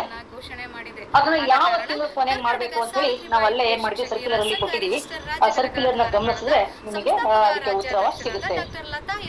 ಈಗ ಟೀಚರ್ ಏನ್ ಮಾಡ್ಕೋಬೇಕಪ್ಪ ಅನ್ನುವಂತ ಪ್ರಶ್ನೆ ಬರುತ್ತೆ. ನೀವು ಶಿಕ್ಷಕರ ಕೈಪಿಡಿಯನ್ನ ಎಲ್ಲ ಶಿಕ್ಷಕರು ಒಂದು ರೀತಿ ಕುತ್ಕೊಂಡು ಮೊದಲ ಭಾಗ ಮತ್ತೆ 2ನೇ ಭಾಗವನ್ನ ಬಹಳ ಸ್ಥೂಲವಾಗಿ ತಾವು ಅವಲೋಕನ ಮಾಡ್ಲೇಬೇಕು. ಯಾಕಂದ್ರೆ ನೀವು ಅದನ್ನ ಚೆನ್ನಾಗಿ ಅರ್ಥ ಮಾಡ್ಕೊಂಡ್ರೆ ಮಾತ್ರ ತರಗತಿ ಕೋಣೆಯಲ್ಲಿ ಕಲಿಸ್ಲಿಕ್ಕೆ ಸಾಧ್ಯ. ನೀವು ಅರ್ಥ ಮಾಡ್ಕೊಂಡ್ಮೇಲೆ ನಿಮ್ಮ ಏಣಿ ಗೊತ್ತಾಗುತ್ತಲ್ಲ, ಮಾರ್ಪಡಿಸಿದ ಏಣಿ, ಆ ಮಾರ್ಪಡಿಸಿದ ಏಣಿಯನ್ನ ಪಕ್ಕಕ್ಕೆ ಇಟ್ಕೊಳ್ಳಿ. ಈಗ ಸರ್ಕಾರ ಒದಗಿಸಿರುವಂತಹ ಪ್ರಗತಿ ನೋಟವನ್ನ ಮುಂದೆ ಇಟ್ಕೊಳ್ಳಿ. ನಾನು ಒಂದು ಎಕ್ಸಾಂಪಲ್ ಕೊಡ್ತೀನಿ. ಉದಾಹರಣೆಗೆ 1ನೇ ತರಗತಿ ಮಾರ್ಪಡಿಸಿದ ಏಣಿಯನ್ನ ಎಡಗಡೆ ಇಟ್ಕೊಂಡಿದ್ದೀರಾ, ಬಲಗಡೆ 1ನೇ ತರಗತಿ ಕನ್ನಡದ ಪ್ರಗತಿ ನೋಟವನ್ನ ಪಕ್ಕದಲ್ಲಿ ಇಟ್ಕೋಬೇಕು. ಮಾರ್ಪಡಿಸಿದ ಏಣಿಯಲ್ಲಿ ಯಾವೆಲ್ಲ ಚಟುವಟಿಕೆಗಳು ಇದೆಯೋ ಆ ಎಲ್ಲ ಚಟುವಟಿಕೆಗಳಿಗೆ ಇಲ್ಲಿ ರೈಟ್ ಹಾಕೋಬೇಕು ಪ್ರಗತಿ ನೋಟದಲ್ಲಿ. ಮಾರ್ಪಡಿಸಿದ ಏಣಿಯಲ್ಲಿ ಯಾವ ಚಟುವಟಿಕೆ ಇಲ್ಲ, ಈ ಪ್ರಗತಿ ನೋಟದಲ್ಲಿ ಆ ಚಟುವಟಿಕೆ ಮೇಲೆ ಇಂಟು ಹಾಕೋಬೇಕು. ಅಂದ್ರೆ ಅರ್ಥ, ಕೆಲವು ಚಟುವಟಿಕೆಗಳನ್ನ ಕೈ ಬಿಟ್ಟಿರ್ತೀವಲ್ಲ, ಅಂದ್ರೆ ಈ ಸದ್ಯಕ್ಕೆ ಈ ವರ್ಷಕ್ಕೆ ಅದ್ರ ಅಗತ್ಯತೆಯನ್ನ ಸ್ವಲ್ಪ ನಾವು ಪಕ್ಕದಲ್ಲಿ ಇಟ್ಟಿರೋದ್ರಿಂದ ನೀವೇನ್ ಮಾಡ್ಬೇಕು, ಅದನ್ನ ಇಂಟು ಹಾಕೋಬೇಕು, ಇರೋದಕ್ಕೆ ರೈಟ್ ಹಾಕೋಬೇಕು. ಅವಾಗ ಏನಾಗುತ್ತೆ, ನಿಮ್ಗೆ ನಿಮ್ಮ ಪ್ರಗತಿ ನೋಟನ್ನು ಕೂಡ ನೀವೇ ಮಾರ್ಪಡಿಸ್ಬಿಡ್ತೀರಾ. ಏಣಿ ನೋಡ್ಕೊಂಡು ನೀವೇನ್ ಮಾಡ್ಬೋದು, ಪ್ರಗತಿ ನೋಟವನ್ನ ಮಾರ್ಪಡಿಸಿದ್ರೆ ಅದನ್ನ ತರಗತಿ ಕೋಣೆನಲ್ಲಿ ನೇತಾಕ್ದಾಗ ಮಗು ಏನ್ ಮಾಡುತ್ತೆ, ನೋಡ್ ಮಗು, ಅಥವಾ ನೀವು ಬೇಕಾದ್ರೆ ಅದಕ್ಕೆ ಒಂದು ಈ ಸದ್ಯಕ್ಕೆ ವೈಟ್ನರ್ ಹಾಕ್ತಿರೋ, ಅಥವಾ ಅದ್ರ ಮೇಲೆ ಏನಾದ್ರು ಸ್ಕೆಚ್ ಪೆನ್ನಿಂದೆಲ್ಲ ಬರೆದ್ರೆ ಅದು ರಾಡಿ ತರ ಕಾಣಿಸುತ್ತೆ. ಪ್ರಾಯಶಃ ನೀವು ಈ ವರ್ಷಕ್ಕೆ ಅದನ್ನ ವೈಟ್ನರ್ ಹಾಕೊಳ್ಳೋದೇ ಒಳ್ಳೇದು.